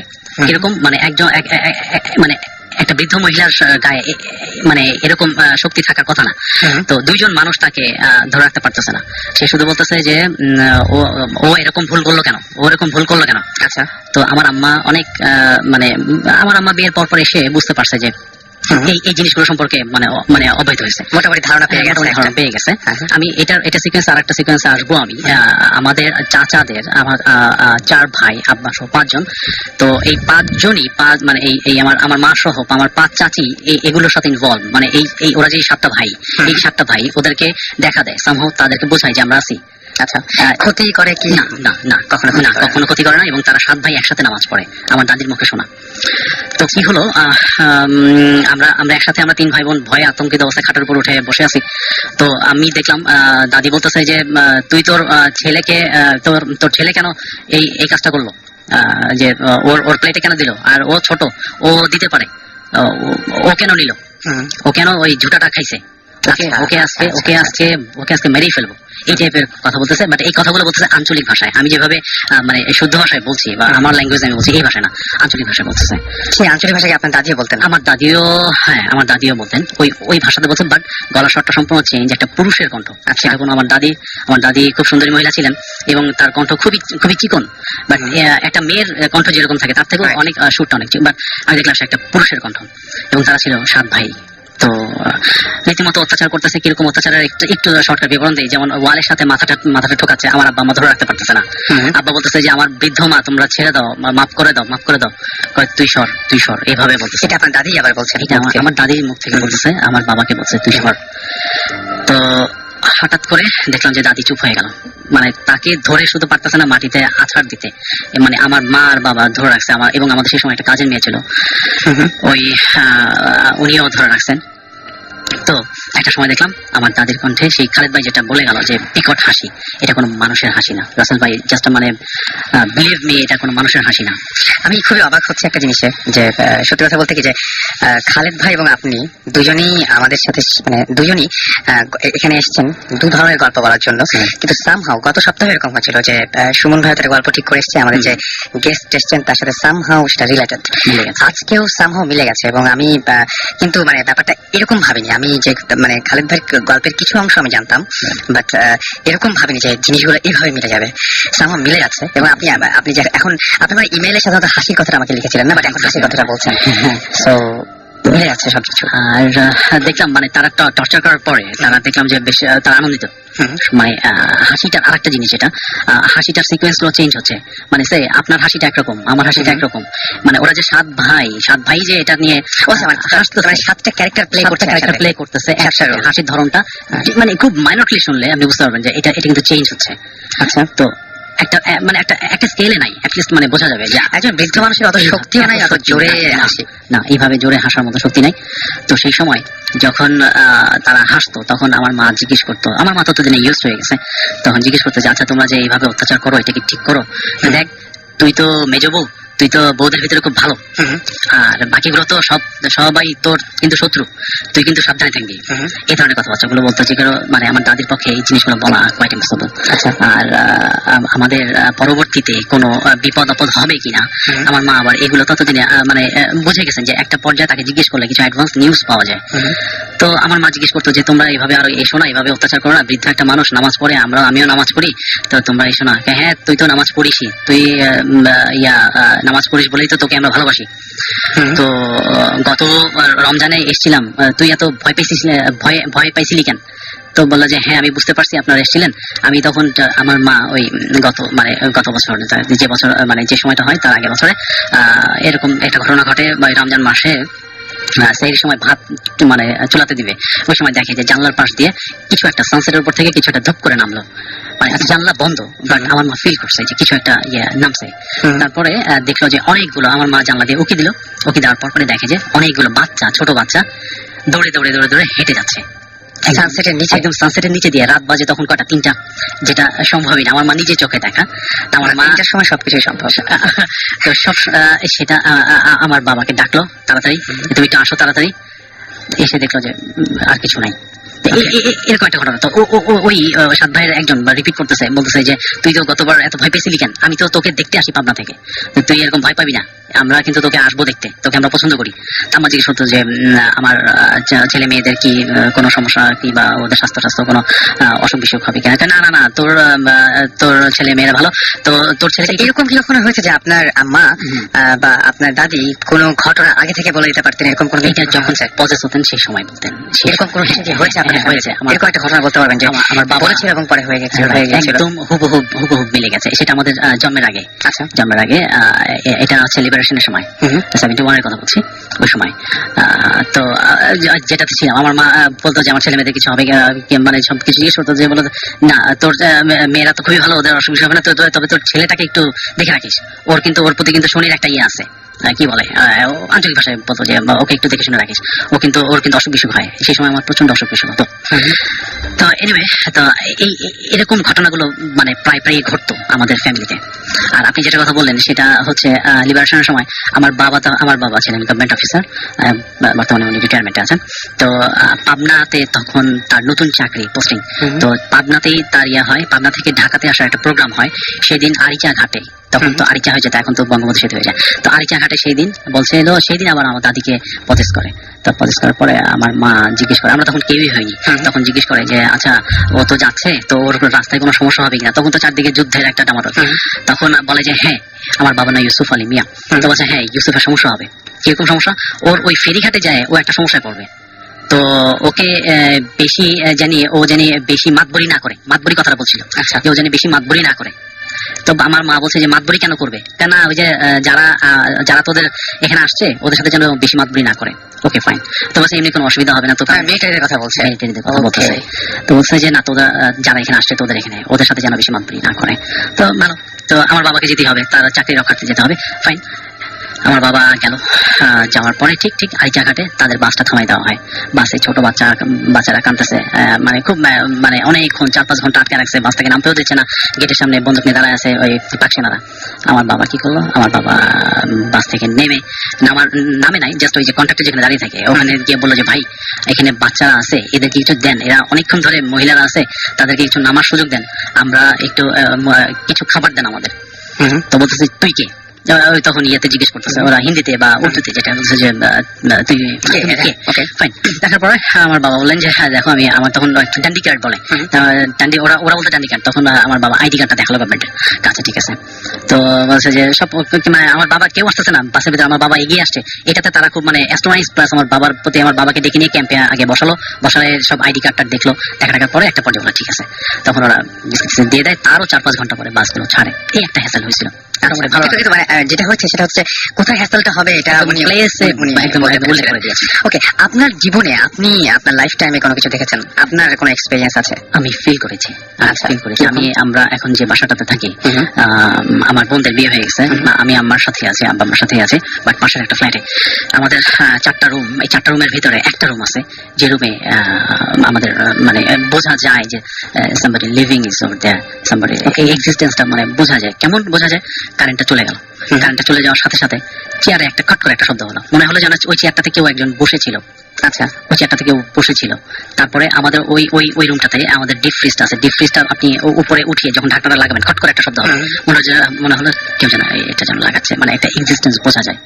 আচ্ছা, বাট ওরা কিন্তু আমাদের কোনো ক্ষতি করে না। কিন্তু এরকম ঘটনা আপনাদের মানে কারেন্ট চলে গেলে হয় না? কারেন্ট থাকা অবস্থাটা কখনো শুনেছেন? আপনি একা শুনেছেন নাকি সবাই শোনে? আমার ফার্স্ট অ্যানিভার্সারিতে আমরা সবাই মিলে গেস্টরা চলে গেছে, আমরা গিফট করতেছি, রাত 12টা-1টা মতন বাজে। সেই সময় আমার ওই যে একটু আগে বলেছিলাম যে আমার চাচিদেরকে সবাইকে দেখায় যে আমরা আসি, আমাদের এক্সিস্টেন্সটা ওরা বুঝায়। তো আমার চাচিদের পরবর্তী জেনারেশন হচ্ছে আমাদের চাচাতো ভাই বোনরা। তো ভাইদের ওয়াইফদের মধ্যেও কেউ তাদেরকে সরাসরি দেখছে। ওকে। আমার বড় চাচার বড় ছেলে, উনি তার ওয়াইফ এটা কি দেখেছিলেন সেটা জানার আগে আমরা একটা ছোট্ট একটা ব্রেক নেব, একটা বিজ্ঞাপন বিরতিতে যাই না? একটা বিজ্ঞাপন বিরতির পরে আমরা ফিরে আসছি একটু পরে। So stay tuned, ready forty, কোথাও যাবেন না।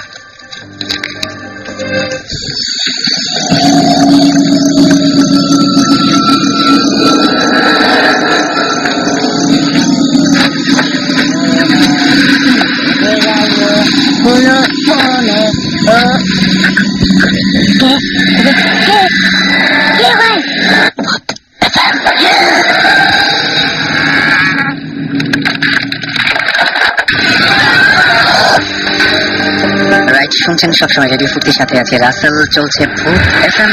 এবং আমাদের প্রথম যে ঘটনা আমরা শেয়ার করেছিলাম সেই সময় অথই আমাদের SMS করে জানিয়েছিলেন যে স্টোরিটা তার কাছে অনেক ভয়ঙ্কর লেগেছে। অলরাইট, সুমন আমাদের লিখেছেন খুব ভয়ানক ঘটনা, আপনারা অনেক সাহসী। আমাদের প্রথম যে দুজন গেস্ট ছিলেন তাদেরকে বলেছেন।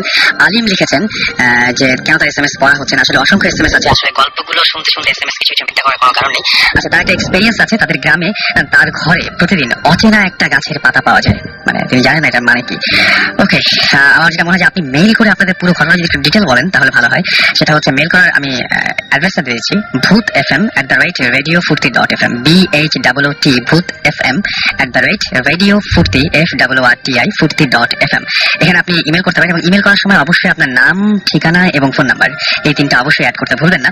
আর ডক্টর জাহিদ আমাদের লিখেছেন যে আমি চ্যালেঞ্জ করলাম যে সমস্ত ঘটনাগুলো হচ্ছে সেই সমস্ত ঘটনাগুলোর সায়েন্টিফিক ব্যাখ্যা তার কাছে রয়েছে, এবং তিনি বলছেন যে অ্যাকচুয়ালি ভূত বলে তো কিছু নেই, এবং তিনি বলছেন যে কোনো প্রবলেম তিনি দূর করে ফেলতে পারেন। আমি আপনার সাথে একেবারেই একমত হচ্ছি না, কারণ আপনি ব্যাখ্যা করবেন সায়েন্স দিয়ে। সায়েন্স আর এই প্যারানর্মাল যে সমস্ত ব্যাপার স্যাপার, সেই সমস্ত ব্যাপার স্যাপারকে আসলে মানে একটাকে দিয়ে আরেকটা যদি আপনি একটাকে দিয়ে আপনি একটা জাজ করতে চান তাহলে এটা সবচেয়ে বড় ভুল কাজ হবে আমার মনে হয়, কারণ সায়েন্সের এটা ভাবার মতো কোনো সাবজেক্ট না। ওকে, সো আমার মনে হয় যে না, জিনিসটা আমরা আসলে ওইভাবে চিন্তা করছি না। আমরা যেটা চিন্তা করছি যে কিছু ঘটনা, সেটাকে অবশ্যই আমরা সায়েন্স দিয়ে বা বিচার করার জন্য আমরা এখানে একদমই কেউ চেষ্টা করছি না। আচ্ছা যাই হোক, আমাদের সাথে যিনি এতক্ষণ কথা বলছিলেন তার সাথে আমি মাঝখানে থামিয়ে দিয়েছিলাম এবং আমরা একটা ব্রেক নিয়েছিলাম। আমরা তার কাছে আবার ফিরে আসবো। প্লিজ আপনার যে ঘটনাটা বলছিলেন সেইখান থেকে আবার আসছি। Thank you, fine. আমার বড় চাচার বড় ছেলে, ইনফ্যাক্ট আমাদের বংশের বড় ছেলে, বড় ভাই, সম্মান করি তাকে সবাই আমরা। তো ওনার ওয়াইফ নতুন বিয়ে হয়েছে, তো গ্রামের বাড়িতে গেছেন। আমাদের একটা বড় একটা পুকুর আছে বাড়ির পেছনে, ওই পেছনটাতে আমাদের বেশ অনেকগুলো পুকুর, পেছনটাতে বাড়ির মহিলারা ওখানে তারা গোসল করে। আচ্ছা, অনেক পুরাতন পুকুরটা। তো একদিন উনিও গেছে, যাওয়ার পরে হঠাৎ করে দেখলো যে ওখানে 2-3 জন মহিলা গোসল করতেছে। আচ্ছা, উনি কি মনে করে পুকুরটা চেক করে গেল আর কি, যে কেউ আছে কিনা, কেউ থাকলে উনি আর কি নামবে। আচ্ছা, তো উনি কি করলো, উনি বাসার ভেতরে গিয়ে ওনার কাপড় চোপড় যা নিছে সব নিয়ে সাথে সাথে ইটস ম্যাটার অফ 1 মিনিট উনি আবার গেল। আর ওই মহিলারা ওই মানে যে স্টেজে ছিল তাদের 1 মিনিটের ভিতরে ওখান থেকে চলে আসার কথা না, বা তাদের আনুষঙ্গিক যে গোসলের যে পর্যায়ে যে কাজগুলো থাকে সেগুলো শেষ হওয়ার কথা না। উনি এসে দেখলেন পুকুর ঘাট সম্পূর্ণ শূন্য, এবং কিছুক্ষণ আগে যে এখানে যে কেউ যদি গোসল করার যে একটা সিঁড়ির উপরে, আমাদের বড় একটা সানবাঁধানো সিঁড়ি আছে, সিঁড়ির উপরে যে পানিটা নিয়ে সাবান টাবান ইউজ করা যে বিষয়গুলো থাকে, ওগুলো কিছুই নেই, কোনো চিহ্ন নেই। সকাল থেকে এখন পর্যন্ত পুকুরটা ইউজ হয়নি, ওই ঘাটটা কেউ ইউজ করেনি, এরকম ভাবে শুকনো একদম খটখটা। উনি রীতিমতো মানে পুকুরের ওখান থেকে উনি কিভাবে আসছে, উনি পরে আমাদেরকে বলছে যে চিৎকার দিয়ে কাপড় টাপড় হাতে কি ছিল দৌড়ে ফেলে দিয়ে সব উনি বাসার ভিতরে এসে হুমড়ি খেয়ে পড়ছে। এই দৃশ্যটা দেখে আমি এরকম কিছু আছে। ওকে, তাহলে আমরা আরো কিছু ঘটনা জানতে পারবো আশা করছি। তার আগে আমরা একটা ছোট্ট ব্রেক নিব, তাই না? ছোট একটা ব্রেক নিব। ইন দ্য মিন টাইম আপনাদের বলবো যে আপনারা SMS করতে পারেন। আর SMS করার নিয়মটি হচ্ছে শাউট লিখে স্পেস দিয়ে আপনার নাম লিখে স্পেস দিয়ে আপনার মেসেজ লিখে পাঠিয়ে দিন 9840 নাম্বারে। তবে তার আগে আমার একটা ঘটনা আছে, রিসেন্টলি ঈদের মধ্যে হয়েছে এটা। ঈদের মধ্যে বলতে আমি বুঝাচ্ছি যে ঈদের ছুটির পরে মাঝে মাঝে একটা সময়ে আমার ঘটনাটা ঘটেছে। সেটা হচ্ছে যে এবার জানেন সবাই যে ঈদের একটা লম্বা ছুটি ছিল, তো আমরা কয়েক বন্ধু মিলে আমরা তখন ঢাকার বাইরে একটা জায়গায়, আমি স্পেসিফিক কোন জায়গাটা বলছি না, একটা জায়গায় আমরা হাঁটছিলাম সব বন্ধুরা মিলে একসঙ্গে। তো এই যে হাঁটছি এবং তার মাঝে মাঝে বিভিন্ন ধরনের ঈদের কথা হচ্ছে যে আমাকে সাথে এবার দেখা হলো, তো আমাকে সাথে এবার দেখা হলো না, ও তো দেশের বাইরে আছে, এই সমস্ত বিভিন্ন বিষয় নিয়ে আমরা কথা বলছি এবং ধীরে ধীরে আমরা সবাই কত ব্যস্ত হয়ে যাচ্ছি এই সমস্ত বিষয় নিয়ে কথা বলছিলাম। আমাদের পেছন দিকে ধরুন যে আচ্ছা আমি বলি যে ধরুন যে এটা পুরনো ঢাকার কোন একটা জায়গা এবং পেছন দিকে নদী এবং আমরা নদীটাকে পেছনে রেখে সামনে দিকে হাঁটছি। তো আমার একটা বন্ধু জাস্ট বললো যে জানিস এইখানে, ওই এলাকার ছেলে, সে বললো যে জানিস এখানে একটা জায়গা আছে, একটা গলি আছে, এই গলিটাতে আমরা সাধারণত কেউ কখনো যাই না, কারণ এই গলিটা আমি ছোটবেলা থেকে শুনে আসছি যে এই গলিতে গেলে যেটা দেখা যায়। আমার কাছে ফানি লাগলো প্রথমে যে এই গলিটাতে দেখা যায় যে একটা মেয়েকে দেখা যায়, তো অনেক রাতে আসলে এদিক দিয়ে একটা মেয়েকে দেখা যায়। তো আমি প্রথমে মনে করলাম যে মেয়েকে দেখা যায় এটা কি ধরনের কথা, একটা মেয়েকে। আমি বললাম যে কিভাবে দেখা যায়, তো বলছে যে মাঝে মাঝে দেখা যায় সে দেয়ালের উপরে দাঁড়িয়ে আছে, মাঝে মাঝে দেখা যায় বসে আছে গাছের উপরে, এরকম ধরনের দেখা যায়। তো বললাম তাই নাকি, কোথায় সেই গলি, কোথায় দেখি।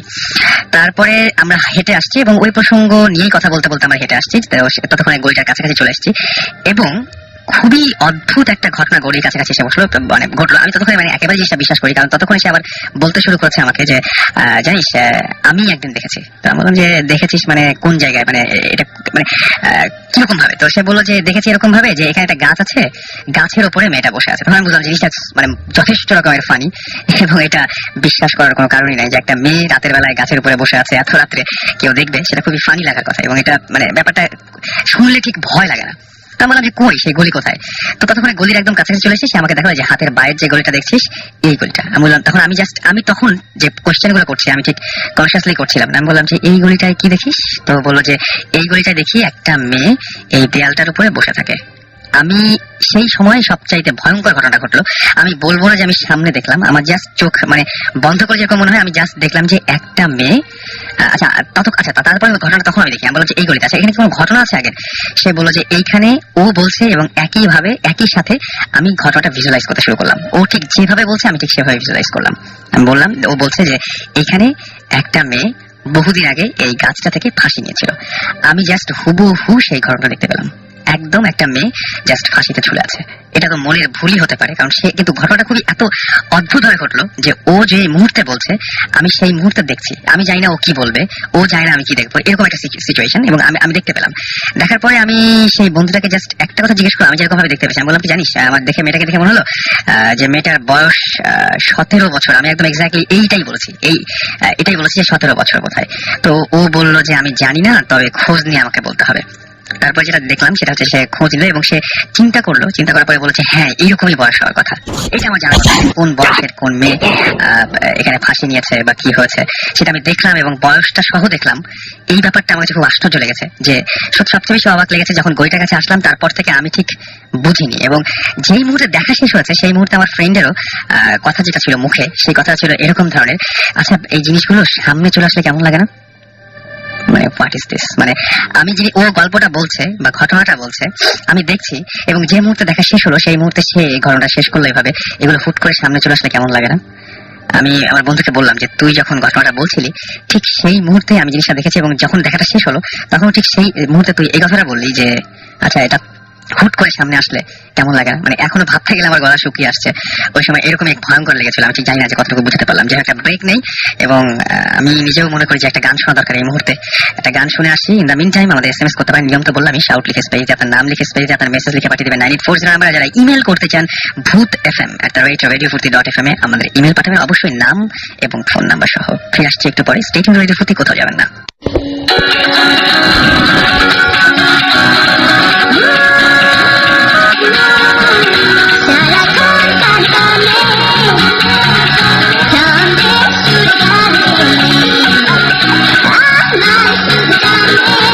Radio Furti, 88 FM.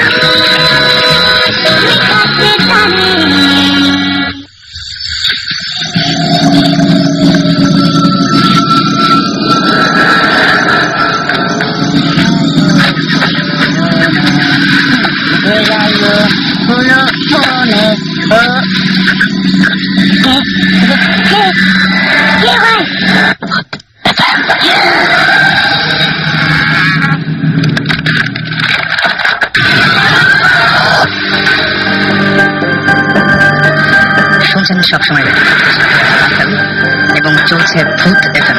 ভূত এফএম আপনাদের সবাইকে আপনার স্বাগত জানাচ্ছি। আর এই মুহূর্তে একটা ইমেল পড়তে যাচ্ছি আমি। সেই ইমেলটা হচ্ছে যে আমাকে ইমেলটা পাঠিয়েছেন হচ্ছে মুমিত ইমেল পাঠিয়েছেন, এবং মুমিত একটা বেসরকারি বিশ্ববিদ্যালয়ে পড়াশোনা করছেন তিনি।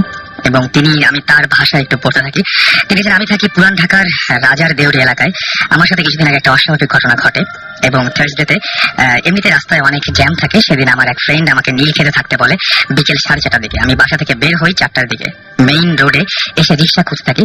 এই রিক্সাওয়ালা বলে নীলক্ষেত 80 টাকা, কিন্তু ভাড়া হবার কথা 40 টাকার বেশি না। আমি সামনের দিকে তাকালাম, রাস্তার দেখতে পেলাম অনেক জ্যাম, রিক্সা নিলে অনেকক্ষণ বসে থাকতে হবে এক জায়গায়। তাই আমি হাঁটতে শুরু করলাম এবং আমার ফ্রেন্ডকে ফোনে বলে দিলাম যে 5টার সময় নীলক্ষেত থেকে আমার আসতে দেরি হবে। এরপর আমি হাঁটতে হাঁটতে অনেক দূর আসলাম। পুরান ঢাকার মাহুতটুলিতে আসার পর আমি দেখলাম রাস্তার জ্যাম অনেক কমে গেছে। তাই আমি রিক্সা নেওয়ার ডিসিশন নিলাম। এক ব্লু শার্ট পরা রিক্সাওয়ালাকে বললাম, সে বলল 50 টাকা। আমার একটু রাগ লাগলো যে এত দূর আসার পরেও এত টাকা ভাড়া চায়। তাই আমি ডিসাইড করলাম যে আজকে যত কষ্টই হোক হেঁটে যাব। বাট অনেক দূর আসার পর আমি অনেক টায়ার্ড ছিলাম। আমি আরো অনেক দূর হেঁটে চলে যাই 7 রওজা নামের মাজারের কাছে। খুব দ্রুত হেঁটে যাই। যেই মাজার ক্রস করতে থাকি, কে যেন আমার ডান হাতটা ধরে আমার সাথে হাঁটতে থাকে, ডান পাশে হাঁটতে থাকে আর কি। আমি পাশে ফিরে দেখি একজন বুড়ো লোক, সাদা দাড়ি, লম্বা গোল চেহারার মানুষ, আমার হাত ধরে আছে। সে একটি পুরনো মেরুন কালারের পাঞ্জাবি পরে আছে এবং আমি তাকে আগে কখনো দেখিনি। সে আমাকে বলে যে কাকা আপনি হাঁটছেন কেন, ওই রিক্সাওয়ালা কত ভাড়া চায়? আমি তাকে বললাম, কিন্তু আমার মনে আসে নাই যে লোকটা কি করে জানলো আমি রিক্সাওয়ালাকে যেতে বলেছি, কারণ সে চেয়েছিল কারণ সেটা ছিল মাহুতটুলিতে, যেটা সেখান থেকে অনেক দূর, এবং আমি অনেক দ্রুত হেঁটে এসেছি। একজন বুড়ো লোক কি করে জানলো আমার দূরের ঘটনা? সে যদি আমাকে সে সময় দেখে থাকতো তবে সে কি করে এত দ্রুত মাজারের কাছে এলো? সেটাই কথা, যে অনেক দূরের ঘটনাটা করেছিল। এবং মাজারের কাছে এসে একজন বৃদ্ধ ভদ্রলোক তাকে জিজ্ঞেস করলেন যে তুমি ওই রিক্সাওয়াটাকে কেন চলে যেতে বললা, বা কি অবস্থা, হেঁটে যাচ্ছ কেন? সে আমাকে না চিনে কেন আমার হাত ধরলো তা আমার মাথায় আসেনি তখন। সে আমাকে বললো তোমার নাম কি এবং আমি কি করি। আমি তাকে বললাম সব। আমি বললাম আপনি কোথায় থাকেন? সে আমাকে মাজারের দিকে ইশারা ইশারা করে বললেন যে তিনি যেখানে থাকেন, মানে মাজারটা দেখিয়ে দিয়ে বললেন। মাজারের পাশ দিয়ে কি রাস্তা চলে গেছে, আমি মনে করলাম যে হয়তো সেই রাস্তা ইশারা করছেন তিনি। তাকে বললাম যে আমার জন্য দোয়া করেন। তখন সে আমার মাথায় হাত রাখেন। আমি ফিল করি যে তার হাত অসম্ভব নরম, মনে হলো কেউ আমার মাথায় খুব ঠান্ডা বাতাস দিচ্ছে, এসিড ঠান্ডা বাতাস দিচ্ছে। আমি তাকে জাস্ট 2 সেকেন্ডের মধ্যে পাশে তাকিয়ে দেখি লোকটা নেই। আমি আশেপাশে সব জায়গায় খুঁজলাম, কিন্তু তাকে পেলাম না। সেখানে কোনো গলিও ছিল না। মাজারের পাশে যে রাস্তা গেছে সেখানে দেখলাম, সেখানেও নেই। একটু সামনে আনন্দ কনফেকশনারি ছিল, সেখানে দেখলাম, সেখানেও নেই। তখন ব্যাপারটা আমার কাছে কিছুটা অস্বাভাবিক মনে হলো। আমি আবার দ্রুত হাঁটতে লাগলাম এবং হাঁটতে হাঁটতে চলে আসলাম অন্য একটা জায়গায়। সেই জায়গাটা আমি বলছি, সেটা হচ্ছে সেন্ট্রাল জেলের কাছে। সেখানে একটা মাজার আছে যার নাম মাকুশা মাজার। সেই মাজার ক্রস করার সময় কে যেন আমার পেছন থেকে ডাক দিল এবং বলল যে মামা 15 টাকা যাবেন।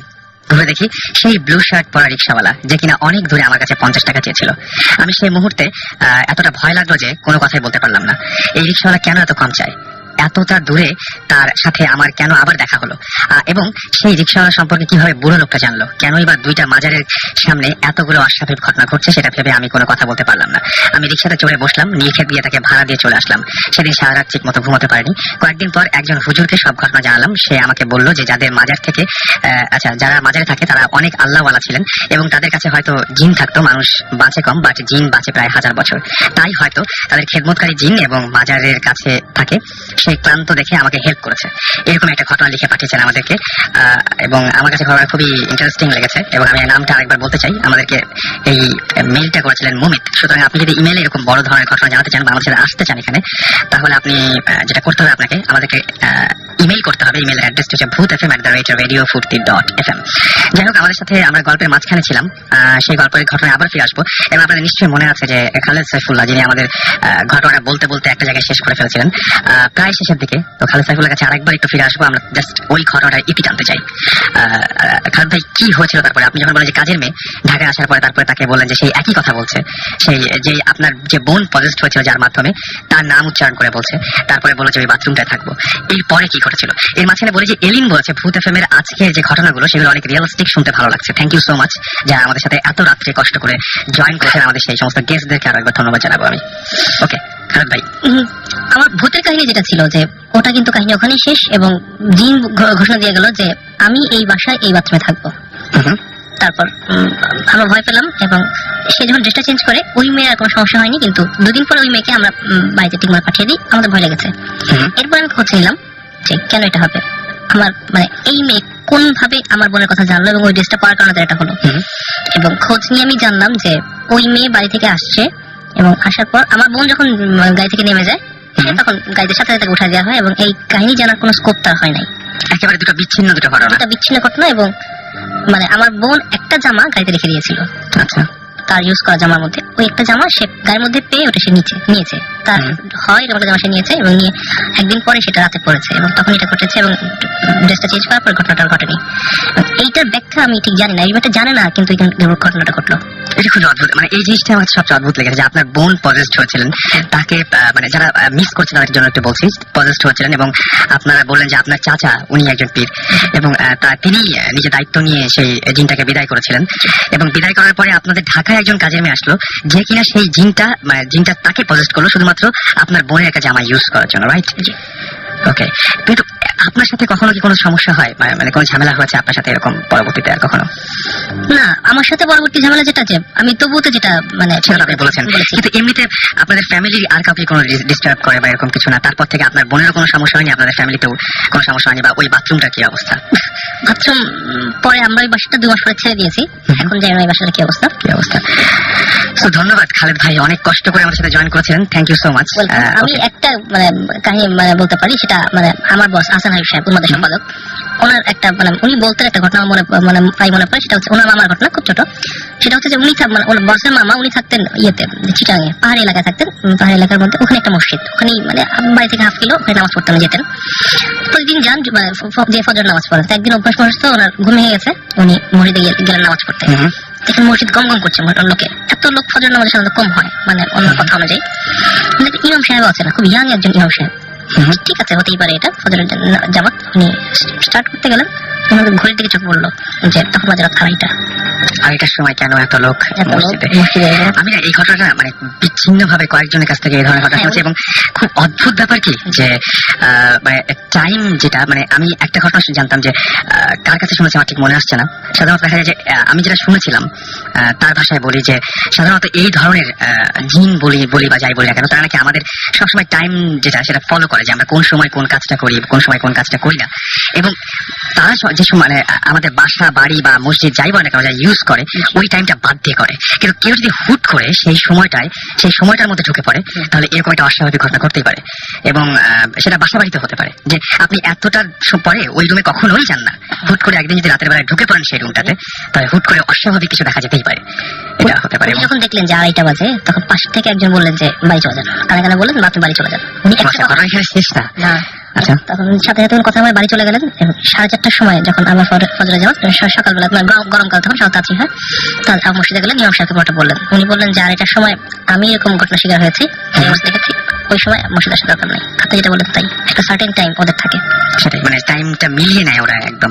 এটা কি একটা জিনিস জানেন যে একটা মিথ আছে এটা নিয়ে যে রাত 1টার সময় যে বাড়িতে মোনালিসা থাকে, হুম ঠিক আছে, সেই বাড়ির আশেপাশে তখন ওই বাড়িতে মোনালিসা আসে এবং তখন কুকুরের কান্না শোনা যায়।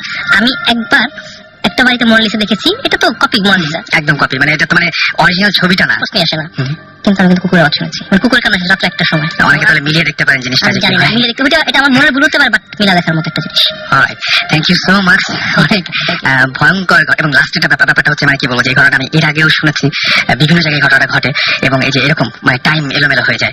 Thank you so much Khaled ভাই। Thank you so much. আমাদের সাথে আমি বলেছিলাম শুরুতে যে আজকে অসংখ্য মানে আমি যেটা বলি যে ভূত এফএম আমার মনে হয় যে আজকে হাইস্ট গেস্ট, সেই মানে যেহেতু আজকে ভূত টিমের ইনভেস্টিগেশন সুতরাং আমরা এরকম একটা ব্যবস্থা নিয়েছিলাম এবং সেই জন্যই যেটা হচ্ছে যে আমাদের নতুন আরেকজন গেস্ট এই মাত্র আমাদের জয়েন করলেন এত রাত্রে, আমরা তার একটু পরিচয় জানবো।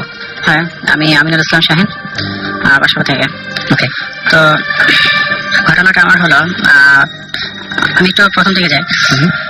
সেটা হলো আমার বয়স যখন 11 কি 12 হবে, তখন এটা খুব পার্সোনাল একটা ঘটনা। আমি এটা বলতে যাচ্ছি এই কারণে যে এটার সাথে পরেগুলো রিলেটেড কিনা সেটা আমি জাস্ট জানার জন্য। তো স্বপ্ন দেখছিলাম 11 কি 12 বছর তখন। তো প্রায় স্বপ্ন দেখতাম, তো স্বপ্ন বলতে ভৌতিক কোনো স্বপ্ন না, স্বপ্ন মানুষ দেখতেই পারে। রাইট, ওকে। তো স্বপ্ন দেখলাম যে আমি যেদিকে শুয়ে আছি আমার বেডে, আমি ছোটবেলাতে একটা একা শুই, এটা অভ্যাস আমার ছোটবেলা থেকে। যখন আমার 4-5 বছর তখন থেকে আমি একা শুই। তো আমার পায়ের সামনে দিকে কর্নারের দিকে, আমার পায়ের কর্নারের দিকে দেখি যে একটা সাদা কাপড় পরে কি বলবো সেটা উপরে উঠে আছে, ভাসছে, শরীরের উপর ভাসছে। তো এটা আমি স্বপ্নটা দেখছি কতক্ষণ ধরে তো জানি না। যখন ঘুম ভাঙে, তো ভাঙার পরে আমি দেখি যে হ্যাঁ ঠিকই এটা হচ্ছে। ওকে ওকে, এবং ওটা দেখার পরে তখন আমি আবার চোখ বন্ধ করে ফেলি। ভয়ে চোখ বন্ধ করি অথবা কি কারণে করি, তখন আমার বয়স ছিল 12-13 বছর। তো চোখ বন্ধ করে ফেলি, কিন্তু ঘুম আসে না। তো যাই হোক, তখন আমার চোখটা পড়ে, যখন আমি আবার তাকাই সেকেন্ড টাইম, তখন আমার চোখটা পড়ে হলো আমার পাশের রুমে আমার আব্বা মা ছিল।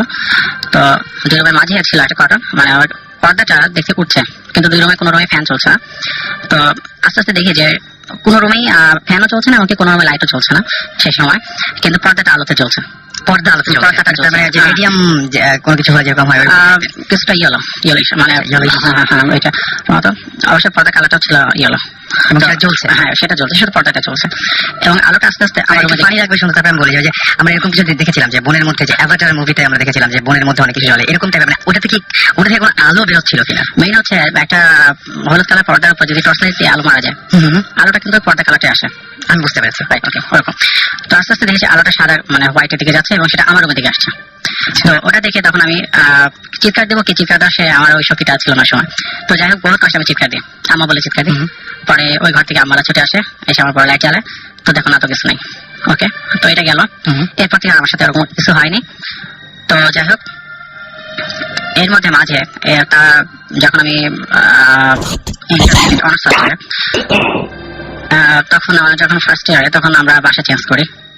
বাসা চেঞ্জ করার পরে যে বাসাতে আসে মাঝে, আমরা 3টা বাসা পাল্টাই। তো মাঝে যে সেকেন্ড বাসাটা, সেই বাসাটায় আসার পরে 4 থেকে 5 মাস পরে ঘটনা।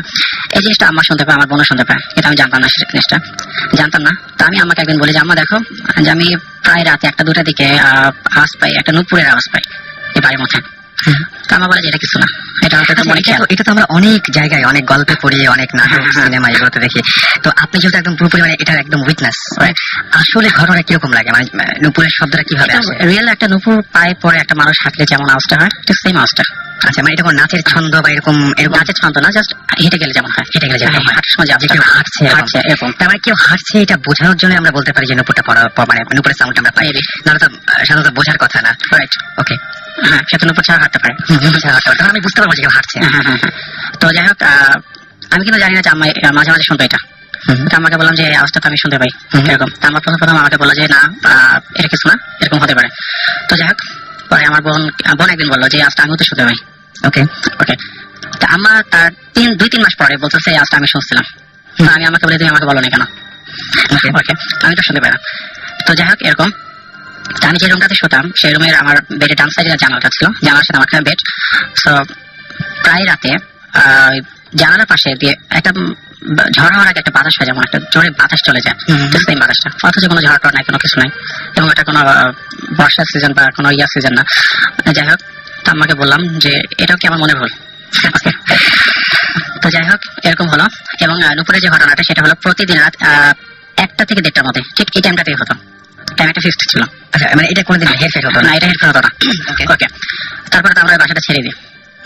বাসাটা ছেড়ে দেওয়ার পরে তারপর আমরা এখন বর্তমানে যে বাসাটা আছে, তো এই বাসাটা যে ঘটনাটা ঘটে সেটা আসলে আমি খুবই নার্ভাস। তো ফার্স্ট টাইম আমাদের গ্রামের বাসা হচ্ছে কুষ্টিয়া। তো যার কারণে আমাকে জমি জমা যেতে হয়, গ্রামে যেতে হয়। তো একবার আমার দেশে গেল, তো বাড়িতে আমি তখন একা ছিলাম। ওকে, আমি বাসায় আমার বোনের বিয়ে হয়ে গেছে, তো বাসায় আমি আর আমার আম্মাই থাকি। আচ্ছা, তো আমার দেশে গেলে আমি আমার রুমে একা, আর সম্পূর্ণ একা। তো বাড়িতে আমরা যে বাড়িতে ভাড়া থাকি, বাড়িতে ভাড়াটিয়ারা বাড়িওয়ালারা যারা, তারাও চলে গেছে, মানে পুরো বাড়িতে আমি একা। তো যাই হোক, তো এখন বাসাতে একা, আমাদের বাসাটা হচ্ছে একতলা টাইপ। আচ্ছা, একতলা, সম্পূর্ণ একতলা টাইপ এরিয়া নিয়ে একটা বড় একতলা। তো রাত আনুমানিক 2টা থেকে 2:30 বা 3টা এরকম হবে। প্রথম যখন তখন আমার ঘুম এমনিতে একটু পাতলা, মানে কোনো কিছু আওয়াজটা আসলে আমার ঘুম ভেঙে যায়। তো রাত 2টা মনে এরকম হবে, তোমার ঘুম ভেঙে যায়, তো ঘুম ভাঙতে পারে। তো ঘুম ভেঙে আমার চোখ পড়ে আমার বেডের কর্নার, বেডের সামনাসামনি, তো ডান সাইডে বের হওয়া দরজার পাশে আমাদের ওয়াল আয়না, এবং আয়নার পাশে একটা ছোট্ট একটা জায়গা আছে ওয়াল। তো ওখানে দেখে একটা শেপ দেখতে পাই। আচ্ছা, চোখটা আমার ওখানে পড়ে, যেহেতু সামনাসামনি, তো সে দেখতে পাই একটা পুরো হিউম্যান শেপ। এবং আমি অতটা গুরুত্ব দিই না যে এটা হতে পারে, চেহারা পড়তে পারে কোনো কিছু, তো ভালো কথা। তো সে পড়ছে, তো আমি আবার 2-3 মিনিট আগে আসছে ওখানে যে অন্য কিছু হচ্ছে কিনা। তো যাই হোক, 2-3 মিনিট পর আস্তে আস্তে সেটা চলে গেলাম। আচ্ছা, ওকে, তখন আমি গুরুত্ব দিই নাই যে কিভাবে সেটা আসলো, কিভাবে চলেই পারে। হ্যাঁ, তো যাই হোক, তো আমার তখন দেশে। আচ্ছা, তো এই ঘটনা ঘটার 4-5 দিন পর একইভাবে আমার ঠিক রাত 2টা-3টা থেকে আমার ঘুম ভাঙে। 2টা-3টা দিকে, এবং সেকেন্ড টাইমে আমি ঘড়ি দেখি। আচ্ছা, এবং যেহেতু এটা পরপর একই টাইমে হচ্ছে, তার ফার্স্ট টাইমটা হয়তো একই টাইমে হবে এরকমই। তো দেখি যে ওই সময় একই জায়গা, ঠিক একই ওয়ালের একই সাইডে ওইরকম একটা শেপ, হিউম্যান শেপ। এবং নিচের অংশটুকু মানে ডিভাইডেড, মানে একটা প্যান্ট পরলে যেমন একটা ছেলে মানুষ, একটা পুরুষ মানুষ যেমন এরকম মনে হলো যে ডিভাইডেড একটা পুরুষের একটা শেপ। আচ্ছা, তো যাই হোক, তো শেপটা ওরকম আছে। তখন একটু ভয় পাই, যেটা ফার্স্ট টাইম এরকম ঘটছে, সেকেন্ড টাইম ঘটছে, এবং একই টাইমে এবং একই সময় হচ্ছে এটা। তখন আমি বলবো যে আমাকে বাড়ির ঘরের মধ্যে কোনো কিছু কি এটা পড়ছে নাকি। তো জাস্ট আমি তো ওই সময় নড়িও না, কিছু না, আমি চুপ করে দেখতেছি ছায়াটাকে। আচ্ছা, ওকে, যাই হোক, 2 থেকে 3 মিনিট আমার কিরকম হবে। এবং সবচেয়ে বেশি ভয় পাই যে সাধারণত আমাদের শেপটা হয় সাধারণত শ্যাডো কালার, যেটা আমাদের ছায়াটা শ্যাডো কালার হয়, দুটো টাইপের হয়, কিন্তু এটা পুরো ব্ল্যাক। বলতে কি যে একটা ওয়াল, সাদা ওয়ালের উপর কালি মেখে গেলে যেমন হয়, ঠিক সেম ওরকম। তো ওটা দেখে পুড়ে গেলে, আচ্ছা, সাথে কি বেশি সিমিলার জিনিসটা? সিমিলার বলতে জাস্ট মাইকের কালার মতন এরকম হবে, মাইকের কালার, মানে মাইকের উপর যে কালো ফোম থাকে। আচ্ছা, এটার মতন হয়। ওকে, তো ওটা দেখে আমি একটু ভয় পাই, যেন ডিপলি জানো এটা। তো যাই হোক, পরে 2-3 মিনিট এরকম থাকে, এবং আমি এমনকি আমি নিজে গেছি দেখছি যে আমি আসলে কি ঘুমের মধ্যে আছে, মানে আপনি স্বপ্ন দেখছি কিনা। না, এমনকি আমি স্বপ্ন দেখছিলাম না, আমি সম্পূর্ণ ওকে।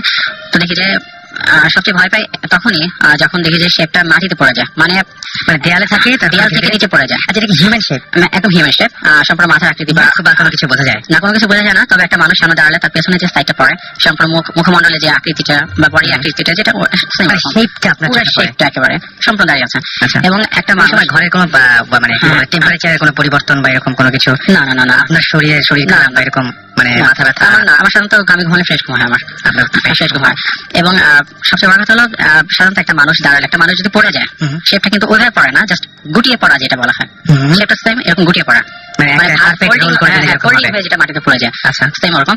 তো যাই হোক তখন আমি উঠি, আস্তে আস্তে উঠি, প্রায় তাও 8 ঘন্টা পরে উঠি, আমার তো ঘুম আর হয় না। সেটাই। তো যাই হোক উঠে লাইট জ্বালাই, ওকে, তো লাইট জ্বালাই। সেদিন রাতে আর ঘুমাই, কখন ঘুমাইছিলাম হয়তো ফজর আজানের সময় আমি ঘুমাই, আর হয় না। তো যাই হোক এরকম ঘটনা ঘটে বাবা আসলো। তো আমি আমাকে বললাম যেরকম শেয়ার করার মতো মানুষ এখন তাকে তো ফার্স্টে বলতে হবে। তো যাক তাকে সে আমাকে সান্ত্বনা দিয়ে বলে যে না এরকম তেমন কিছু না, হয়তো মনে ভুল বা এরকম হতে পারে, যেটা স্বাভাবিকভাবে বলে মানুষ। তো যাই হোক এরকম হওয়ার পর তারা 1 মাস পরে আমি আবার দেশে যাই, আবার দেশে যাই, ওকে। এবং এটা ঘটনাটা ঘটে যখন আমি একা থাকি তখন, ওকে। কিন্তু আমি আগে বলে রাখি আমি কিন্তু এগুলো কিন্তু বিলিভ করি না, এখনো করেন না? এখন হয়তো বা একটু একটু। আচ্ছা আসলে নিজের সাথে এক্সপেরিয়েন্সটা আসলে না ঘটলে বোঝা যায় না যে আসলে কতটা ভয়ঙ্কর হতে পারে, কতটা রিয়েলিস্টিক লাগে তখন অনেক। ওকে, সো মানে আপনি যখন দেখলেন যে পড়ে যাচ্ছে, পড়ে যাওয়ার পরে এটা রোল করে পড়ে, তারপরে কি হয়? তারপর কিছু হয় না। তারপরে কি আপনার মানে ওটা একদম ভ্যানিশ হয়ে যায়? ওটা ভ্যানিশ হয়ে যায়। ওটা ভ্যানিশ হয়ে যাওয়ার পরে আপনি কি করেন? ভ্যানিশ হয়ে যাওয়ার পর আমি আমার করণীয় কি, আমি ওখানে চুপ করে বসে থাকি এবং আল্লাহকে ডাকতে থাকি। এবং সেকেন্ডে আমি সূরা নাস, সূরা ফালাক আমি মনে মনে পড়ছি। আচ্ছা, যে এটা আপনি পড়তে পারেন। ওই যে বোবা ধরলে যেরকম ধরনের সমস্যা হয়, সেই ধরনের এরকম একটা প্রবলেম আমার একবার হয়েছিল। আচ্ছা, একবার হচ্ছে, যতবার দেখেছেন ততবারই হয়নি? না কখনো না, এটা সম্পূর্ণ ডিফারেন্ট। এটা আগের বাসায় যে বাসাটা আমি ছেড়ে আসছি সেই বাসাটা আমার একবার হয়েছিল। আচ্ছা, বোবা ধরার ব্যাপারটা আমরা জানি, কিন্তু এইটার সাথে বোবা ধরার কোনো রিলেশন নাই। ওকে, হ্যাঁ এটা টোটালি এটা ডিফারেন্ট। তো যাই হোক তো থার্ড টাইম যখন হয়, সেকেন্ড টাইমটা হলো, থার্ড টাইম হলো হচ্ছে আমার যখন আবার সেকেন্ড টাইম দেখে যায়, থার্ড টাইমটা হয় সেকেন্ড টাইম আর 1 মাস পরে, প্রায় আনুমানিক 1 মাস পরে হবে এটা, ওকে। আমি যেহেতু 1 মাস চলে যাচ্ছে আমি মনে করছি হয়তো বা গেছে, এটা আমার মনে ভুলটা বা কোনো প্রবলেম ছিল হয়তো বা ফিজিক্যালি হয়তো বা হতে পারে। যেদিন যায় সেদিনই হয় নাকি যে কোনো একদিনই হতে পারে? যে কোনো একদিন, যেদিন যায় সেদিন একবারে, ওই নাইটে আর আসে না সেটা। না তা বলছি না, মানে আপনার আম্মু বা মানে যেদিন উনি দেশে, না যেদিন যায় সেদিন হয় না। আচ্ছা, মানে হঠাৎ করে হ্যাঁ হঠাৎ করে যেটা, মানে এটা কোনো নিয়ম নেই। তো যারা এরকমই ঘুমিয়ে আছে, সেদিন ঘটনাটা ঘটছে সেদিন হলো আমাদের অন্যান্য ভাইটা ছিল, জাস্ট বাড়িওয়ালাটা ছিল না। তো আমি যেখানে থাকি আমাদের বাড়িওয়ালার এরিয়াটার ভিতরে আমি থাকি, তো তারা ছিল না, মোটামুটি ওই এরিয়াটা আমি একা। আচ্ছা, ওকে। তো সেদিন আমি সাধারণত আমি রাতে 0 পয়েন্ট জ্বালায় আসি, ডিম লাইট যেটা বলা হয়, এবং ডিম লাইটটা হলো মানে আলোটা বেশি, আমি কিন্তু রাতে আলো মাখানো ডিম লাইট আলো কোনো সময় পড়ি আমি, বড় লাইট জ্বালে না, যেটা ওইটাতে কাছে লেনে, তো যথেষ্ট উজ্জ্বল সেটা, হ্যাঁ যথেষ্ট উজ্জ্বল। তো যাই হোক তো সেদিন রাতে আমি ওই লাইট টাইট ঘুমাই একেবারে সুস্থে, ডিম লাইট কোনো কিছু জ্বালেনি। তো যাই হোক শুয়ে আছে। তো ওদিনকার এক্সপিরিয়েন্সটা হলো ঠিক রাত 2টা থেকে 3টার সময় আমার ঘুমটা ভাঙে, এবং ঘুমটা ভাঙার পরে মনে হলো যে আমি একটা ফ্রেশ ঘুম দিচ্ছি। এবং সাধারণত রাত 11টা থেকে রাত 10টা সকাল 10টার মধ্যে ঘুমালে মানুষের যেমন একটা হয় ফ্রেশনেস, মনে হচ্ছে আমি অনেক লং একটা ঘুম দিচ্ছি, আসলে ঘুম দিচ্ছে আমার 2-3 ঘন্টা। ওকে, আমি ঘুম থেকে উঠলাম, কিন্তু আমার কাছে তো মনে হচ্ছে, আমি তো ঘড়ি দেখে বলছি যে ঘুম তো হয়নি আমার, কিন্তু আমার কাছে মনে হচ্ছে আমি অনেকক্ষণ ঘুমাইছি, আর ঘুমের দরকারই নেই আজকে। ওকে, ভালো। এবং ঘুমানোর আগে যেটা, ঘুম ভাঙার আগে যে জিনিসটা ঘটে, মজার সবচেয়ে জিনিস ভয়াবহ জিনিসটা, সেটা তখন আমি স্বপ্ন দেখি। আচ্ছা, স্বপ্ন দেখি শেপটা, এখন মেন তখন আমি বুঝলাম যে তাহলে এটা আমার ফিজিক্যাল প্রবলেম হতো, যেটা আমি স্বপ্ন দেখতেছি হয়তো ওই জিনিসটা আমার মাথায় কাজ করতেছে, যার কারণে এটা জেগে দেখছি। আসলে ওইটা নিয়ে চিন্তা, আমি হরর মুভি দেখলো, আমি তখন এনজয় করি, বাস ওটা শেষ হয়ে যায়, আমি শেষ ফিনিশ, মাথা থেকে শেষ। এই শেপের ঘটনা তাই, ভয়টা আমার 2-3 দিন থাকে, তারপর থাকে না। কিন্তু থার্ড টাইমের পরে আমি আর এটা মাথা থেকে সরাতে পারছি না। স্বপ্নে যখন দেখি যে হ্যাঁ, স্বপ্নে কতক্ষণ ধরে দেখছি যাই না, তো দেখছি যে ওটা আছে, ওয়ালে আছে, এবং একই জায়গাটায় আমার স্বপ্নে দেখছি। ওকে, ঘুম ভেঙে যায়, ঘুম ভেঙে আমি দেখি যে হ্যাঁ রিয়েল, তাই স্বপ্নে দেখছেন, স্বপ্নে যা দেখছি আমি তাই সেটা ওখানে দেখতে পাচ্ছি। তো যাই হোক, এবং তখন আমি সম্পূর্ণ আমার অবস্থা খারাপ, এবং আমি বাড়িতে একা, কাউকে আমি ডাকবো সেটা আমি পাচ্ছি না। আসলে ওই মুহূর্তে আওয়াজ করা বা চিৎকার করা একটা ইয়ে থাকে না, মানে মনে হয় যে আমার গলা কণ্ঠ দেখা একটা মানুষ ঝুলে আছে কি না, মানে তখন শুনে ভাসছে না, জাস্ট আমার জিনিসটা এমন, সামনে একজন দাঁড়িয়ে আছে, সামনে একজন দাঁড়িয়ে আছে, একজন আছে, আমি তাকে দেখতে পাচ্ছি না, কিন্তু তার শেপটাকে আমি দেখতে পাচ্ছি। ওকে, এটা হলো আমি থার্ড টাইমে আমি পুরো বুঝতে পারছি যে একজন আছে, এবং সে আমার দিকেই তাকিয়ে আছে, এবং তার আমার শেপটা রিমুভ হচ্ছে না, কিন্তু সে আছে, তাকে দেখা যাচ্ছে না, কিন্তু তার শেপটা ভ্যানিশ না।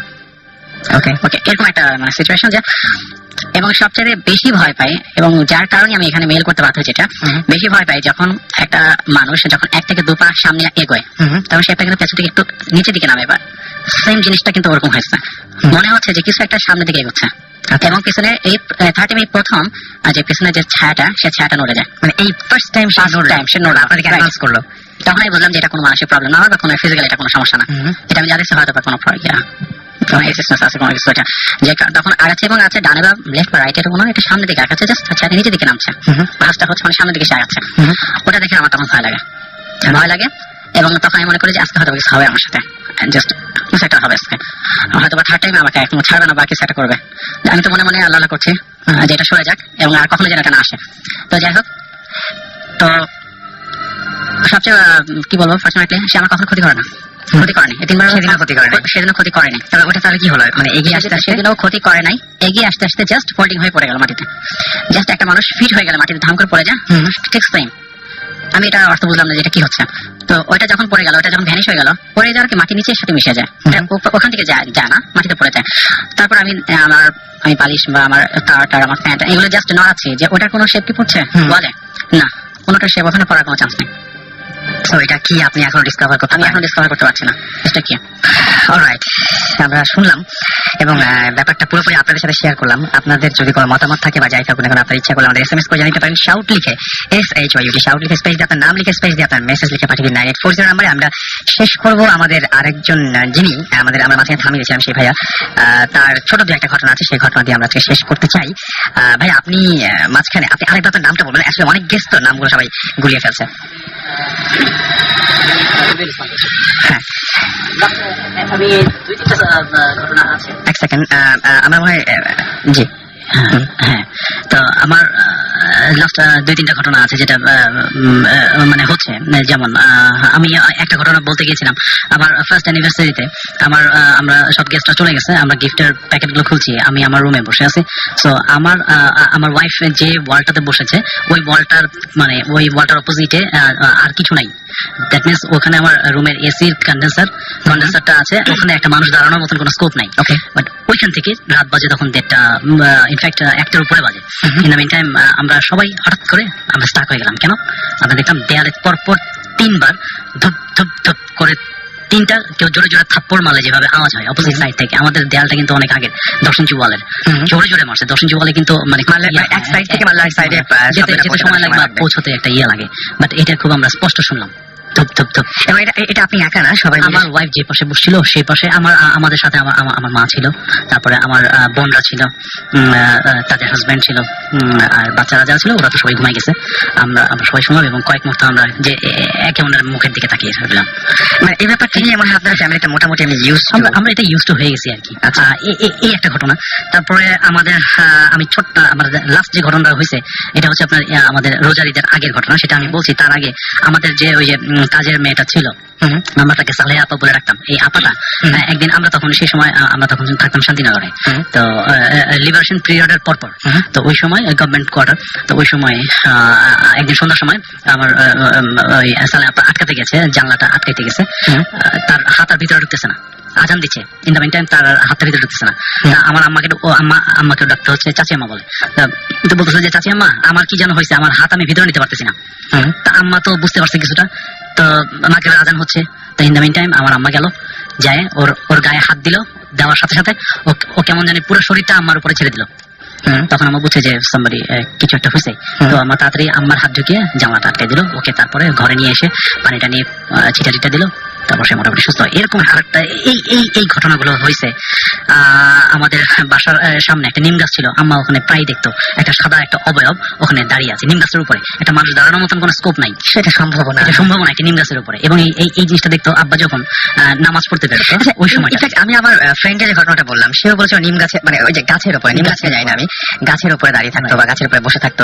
এই ব্যাপারগুলো খুব অদ্ভুত। এবং আমি অনেকগুলো ইমেল পেয়েছি, সেই ইমেলের মধ্যে এই টাইপের অনেকে লিখেছেন যে গাছের উপরে বসে থাকতে দেখেছেন, বা উঁচু কোনো জায়গায় ওঠা সম্ভব না এরকম জায়গায় বসে আছেন, পুরোনো কোনো দেয়ালের বা পুরোনো কোনো বাড়ির ছাদে বসে আছেন। এই ব্যাপারগুলো কিন্তু ঘটে। তারপর কি হলো? আব্বা যখন সকালে আব্বা বেসিক্যালি মনে করে ওই সময় যখন যায়, ওই সময় আম্মা গেট পর্যন্ত আগে দিতে গিয়ে তখন দেখে যে আম্মা যখন গেটে আব্বা চলে গেছে, তখন আম্মা ব্যাক করে দেখে যে কোথাও কোনো বাতাস নাই, ওই নিম গাছের ওখানে গাছটাকে শুয়াই ফেলতেছে। এরকম একটা মানে একটা ঝড় হয়ে যাচ্ছে ওই গাছটার উপর দিয়ে। এবং আম্মা লক্ষ্য করলো যে গাছের উপর একটা সাদা একটা মানুষের একটা অভাব। আম্মার কোনো দিকে জাস্ট ওই 7 জনেরই হয়তো বা তারা একজন আসছে যে এসে জানান দিচ্ছে মেজো বউ, আমার আব্বা হচ্ছে মেজো, তাকে পছন্দ করে, ওই জন্য তাকে বারবার দেখায়। তো লাস্ট যে ঘটনাটা আমাদের কেয়ারটেকার ঈদের আগে সে দেখলো আমাদের আমরা যেখানে থাকি আমাদের চারতলায় থাকি ও আমাদের কেয়ারটেকারটার ও আমাদের পোর্শনটাতেই থাকে। আচ্ছা। ওর কাছে মেইন গেটের চাবিটা থাকে। তো রাত্রেবেলা ও পানি টানি টানে এটা সেটা করে ওই জন্য চাবিটা থাকে। হঠাৎ করে আমাদের গেটের সামনে আম্মার গেটের সামনে আম্মার গেট একটা আমার গেট একটা একই ফ্লোরে আম্মার গেটের সামনে একটা টব আছে। টবের ওখানে তার রাত্র সে বলতে পারে না কয়টা বাজে, সে আনুমানিক বলছে যে ভাই 2টা-3টা মতন বাজে। তো ওই সময় সে দেখলো একজন অনেক লম্বা একটা আলখেল্লা পরা সাদা দাড়ি, খুব সুন্দর দেখতে, মাথায় টুপি, দাড়ি, আলখেল্লা, ওই যে হজে যে আলখেল্লাটা পরা হয় বলা হয় জুব্বা যেটা ওইটা পড়ছে। পরে ওর দিকে তাকায় তসবিহ গুনতেছে, চেহারা খুবই সুন্দর। ও তাকায় কয়েক সেকেন্ড দেখে ওর সাথে সাথে ওর মানে যে কাঁথে শুয়েছিল সেই কাঁথটা চেঞ্জ করে মানে অন্য কাঁথে শুয়েছে যাতে সে মানে দেখতে না হয়। সে আবার সে কিছুক্ষণ পরে আবার ঘাটটা ওই কাঁথা থেকে ঘাটটা ঘুরিয়ে দেখলো ওই লোকটা তখনও দাঁড়ায় আছে, তসবিহ পড়তেছে। তারপরে সে কোন রকমের রাতটা পার করে কিছুক্ষণ পরে সে ফিল করে যে ফজরের আজান দিচ্ছে, এরপরে তাকে দেখে সে দেখেনি। পরের দিন আম্মাকে বললো, তো আম্মা বলার পরে যে বললো যে যা দেখছো ভালো দেখছো, সো এটা নিয়ে আর কাউকে কিছু মানে বললো না তুমি। তো ইনফ্যাক্ট ওই তারা আমি জানি না তাদের এক্সিস্টেন্স, তারা কিন্তু আমাদেরকে এই পর্যন্ত কোনো ক্ষতি করে নাই। এবং আমার আম্মা অনেক সময় আমি যখন এগুলো আমার ফ্রেন্ড সার্কেলে বা আমার সবাইকে যখন আমি ইন্টারেস্টেড একটা যখন আড্ডাতে বসি, ফ্যামিলি গ্যাদারিং বা ফ্রেন্ডস গ্যাদারিং এ বসি, তখন এগুলো যখন বিভিন্ন প্রসঙ্গ আসে এগুলো যখন বলতে চাই আম্মা দেখি যে রাজি হয় না, যে তুমি এগুলো বলো না। তো আমি ইনফ্যাক্ট সেই জন্য আপনি হয়তো আপনার নাম টাম কোনো কিছু হয়তো বলতে চান, আমি আম্মাকেও না বলে আসছি আর কি আজকে এই আর কি। হ্যাঁ, এবং মানে কি বলবো যে আমি যেটুকু বলবো যে আপনি খুব কায়দা করে আজকে নিজের বাসায় না থেকে শ্বশুর বাড়ি থেকে আমাকে বলছেন, আমি মহাখালী থেকে। হ্যাঁ, সেটাই। তো এখন সেটা হচ্ছে যে মানে যদি কোনোদিন মানে এরকম কোনোদিন কি হচ্ছে যে মানে আপনি কখনো চান যে আপনার সামনে এরকম কোনো কিছু আসুক? তার মানে আপনার নিজের খুব ভয় লাগে? না, আমি চাই না, বাট আমি ফ্যামিলি কথা ভাবে মানে অভ্যস্ত হয়ে গেছি।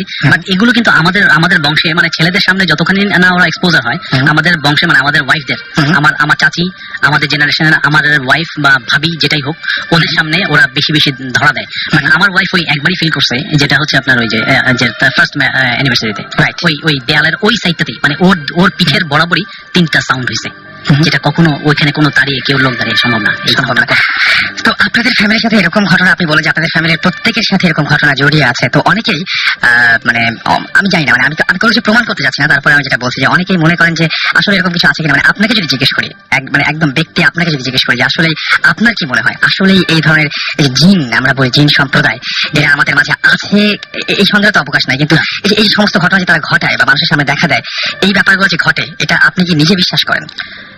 আমি একজন মুসলিম হিসেবে অবশ্যই আমি বিশ্বাস করি। সেটা তো বিশ্বাস করেন, কিন্তু এক্সিস্টেন্স আছে। হ্যাঁ, যা মানে মানুষ যে দেখে এটা আপনি বিশ্বাস করেন? জিন তো আছেই, তো মানুষজন যে দেখতে পারে বা যে কেউ যে কোনো সময় এক্সপেরিয়েন্স করতে পারে, এটা কি আপনি বিশ্বাস করেন? আমি যদিও দেখি নাই, বাট আমি তো ফিল করছি তাদের একটা তারা যে আসছে আমার সামনে, এই জিনিসগুলো ফিল করছি। বাট আমি ফিল করি যে হ্যাঁ এটা মানুষজন দেখে, কারণ এটা আমরা পবিত্র কোরআনই আছে ওদের মানে প্যারালাল এক্সিস্টেন্সটা এটা ওখানে উল্লেখ আছে। আমরা ওদেরকে দেখে আসলে অ্যাকচুয়ালি আমরা কেন ভয় পাই বা একটা স্ক্যাটার্ড হয়ে যাই, হয়ে যায়, একটা উইয়ার্ড সিচুয়েশনে পড়ি, এটা উচিত না। বাট আমাদের পবিত্র কোরআনই আছে যে আমরা আশাফুল মাকলুকাত, ওদেরকে দেখে আমাদের ভয় কিছু না, আমরা ফার আমরা সুপিরিয়র ওদের থেকে। Right. So thank you so much, অনেক কষ্ট করে অনেক কিছু ম্যানেজ করে আপনাকে আসতে হয়েছে, মানে থ্যাংক ইউ ভেরি মাচ। এবং আমরা যে ডেকেছি সঙ্গে সঙ্গে আপনি সাড়া দিয়েছেন। আমার একটু বলে নি, আমার ওয়াইফের আরো বেশি ইন্টারেস্টেড। বেসিক্যালি আমি আপনাদের এই প্রোগ্রামটা সম্পর্কে জানতাম না, আমার ওয়াইফে আমাকে উদ্বুদ্ধ করছে, ইমেইলে লিখেছিলেন সেটা। তো ওর আসার কথা ছিল, আমার 3 বছর একটা মেয়ে আছে, তো ওর জন্য যাই হোক ওকে আসলে হয়তো একটু সমস্যাই হতো। তো ভাবি আপনাকেও থ্যাংকস জানাচ্ছি যদি আপনি শুনে থাকেন এই মুহূর্তে, যে আপনার কারণেই আমরা পেয়েছি। এবং আজকে অসংখ্য মানুষ আমাদেরকে SMS করে জানাচ্ছেন যে ভালো লাগছে, ভয় লাগছে, তারপরে ভালো লাগছে, ভয় লাগছে, তারপরে ভালো লাগছে। এটা শুধুমাত্র আজকে যারা এখানে উপস্থিত ছিলেন, কষ্ট করে আমাদের মাঝে এসেছিলেন, তাদের কারণেই সম্ভব আছে। এবং যারা এসেছিলেন, প্রথম 2জন বন্ধু বাতনদের ঘটনাটা আমরা শুনেছি, তাদেরকে অনেক ধন্যবাদ। আপনারা যারা এখন এই পর্যন্ত এখানে আছেন, খালেদ ভাইকে ধন্যবাদ। আপনারা যারা এই মুহূর্তে আমার সামনে উপস্থিত আছেন, তাদের সবাইকে অসংখ্য ধন্যবাদ। অনেক কষ্ট দিলাম আপনাদেরকে, আপনাকেও ধন্যবাদ। আশা করছি যে যারা শুনছিলেন এতক্ষণ, আপনার নামটা আরেকবার বলবেন? শাহিন, আপনাকে ধন্যবাদ। আপনারা যারা এতক্ষণ কষ্ট করে শুনছিলেন, তাদেরকে আর কষ্ট দিব না, বরং বলবো যে আপনাদের রাতটা অনেক সুন্দর যাক, সামনের দিনগুলো অনেক সুন্দর হয়ে আসুক আপনাদের জীবনে, সেটাই আশা করবো। আপনারা যারা ইমেল পাঠিয়েছেন এতক্ষণ কষ্ট করে, যারা SMS পাঠিয়েছেন, তাদেরকে অসংখ্য ধন্যবাদ। আমি দেখতে পাচ্ছি এখনো সোহাগ, ইনাম, সাইমা, অমি, ইমতিয়াজ, কবির, জোনায়েদ, সাজ্জাদ, ফরহাদ, জেরিন, আসিফ, তারপরে এছাড়াও দেখতে পাচ্ছি যে জুয়েল, তারপরে বৃন্ত, সনি, সজীব সহ অনেকে আমাদের সাথে জয়েন করেছেন, অনেক নতুন নাম, অনেক কিছু। এবং আমি অবশ্যই আপনাদের কথা দিচ্ছি যে এই এসএমএস গুলো আমি সযত্নে রাখবো, যাতে আগামী সপ্তাহে আপনাদের সামনে এসএমএস গুলো নিয়ে আসতে পারি বা তুলে ধরতে পারি। And stay tune to radio Foorti. সবসময় রেডিও ফুর্তির সঙ্গে থাকবেন, বেশি বেশি করে ভূত এফএম এর জন্য নিজেদের মনে সাহস সঞ্চয় করবেন, সেটা খুব ইম্পর্টেন্ট। আর যারা এসএমএস পাঠাতে চান তাদেরকে, তারা তো নিয়মটা চায় না, আজকে এসএমএস পাঠিয়ে তেমন আর কোনো লাভ নেই, তবে ইমেল করে, যারা বিশেষ করে ইমেল করতে বলবো তাদেরকে, যারা বড় ঘটনা শেয়ার করতে চান এবং যারা বেসিক্যালি আমাদের শোতে আসতে চান এবং লাইভ আপনার এক্সপিরিয়েন্স শোনাতে চান সমস্ত লিসনারদেরকে, তাদের জন্য বলছি আপনার যা করতে হবে সেটা হচ্ছে ভূত এফএম, BHOOT, ভূত FM @radio ফুর্তি RADIOFOORTI ফুর্তি.fm। এখানে আপনাদের ইমেল গুলো সেন্ড করতে পারেন আমাদের কাছে। সেই ইমেল থেকেই আজকে যারা গেস্ট এসেছিলেন প্রত্যেকেই ইমেলের মাধ্যমে এসেছিলেন এবং ইমেলে আপনাদের গল্পগুলো বা ঘটনাগুলো আমরা জানতে পারি এবং সেইভাবে আপনাদেরকে আমরা এখানে নিয়ে আসি, সিলেক্ট করি সেভাবে। সো আপনারা বেশি বেশি করে ইমেল পাঠাবেন আমাদেরকে। আমাদের চমৎকার ইমেল পাঠিয়েছেন আরো অনেকেই, তাদের আমি নাম বলতে পারি নাই সময়ের অভাবে, সেটা আমাদেরকে আনোয়ার শাহাদাব, আপনার ইমেল আমাদের অনেক ভালো লেগেছে। আমাদেরকে ইমেল করেছিলেন হান্নান নয়ন, আপনার ইমেল আমাদের অনেক ভালো লেগেছে। আমাদেরকে ইমেল করেছিলেন মেহেদি রিভান, আপনার ইমেল আমাদের অনেক ভালো লেগেছে। রাসেল আল সালেহিন, আপনার ইমেল অনেক ভালো লেগেছে। আলিফ, আপনার ইমেল অনেক ভালো লেগেছে। সজীব মাহমুদ খান, আপনার ইমেল অনেক অনেক অনেক বেশি ভালো লেগেছে। এবং এরকম ইমেল কিন্তু আমরা রেগুলার অসংখ্য পাচ্ছি আপনাদের কাছ থেকে।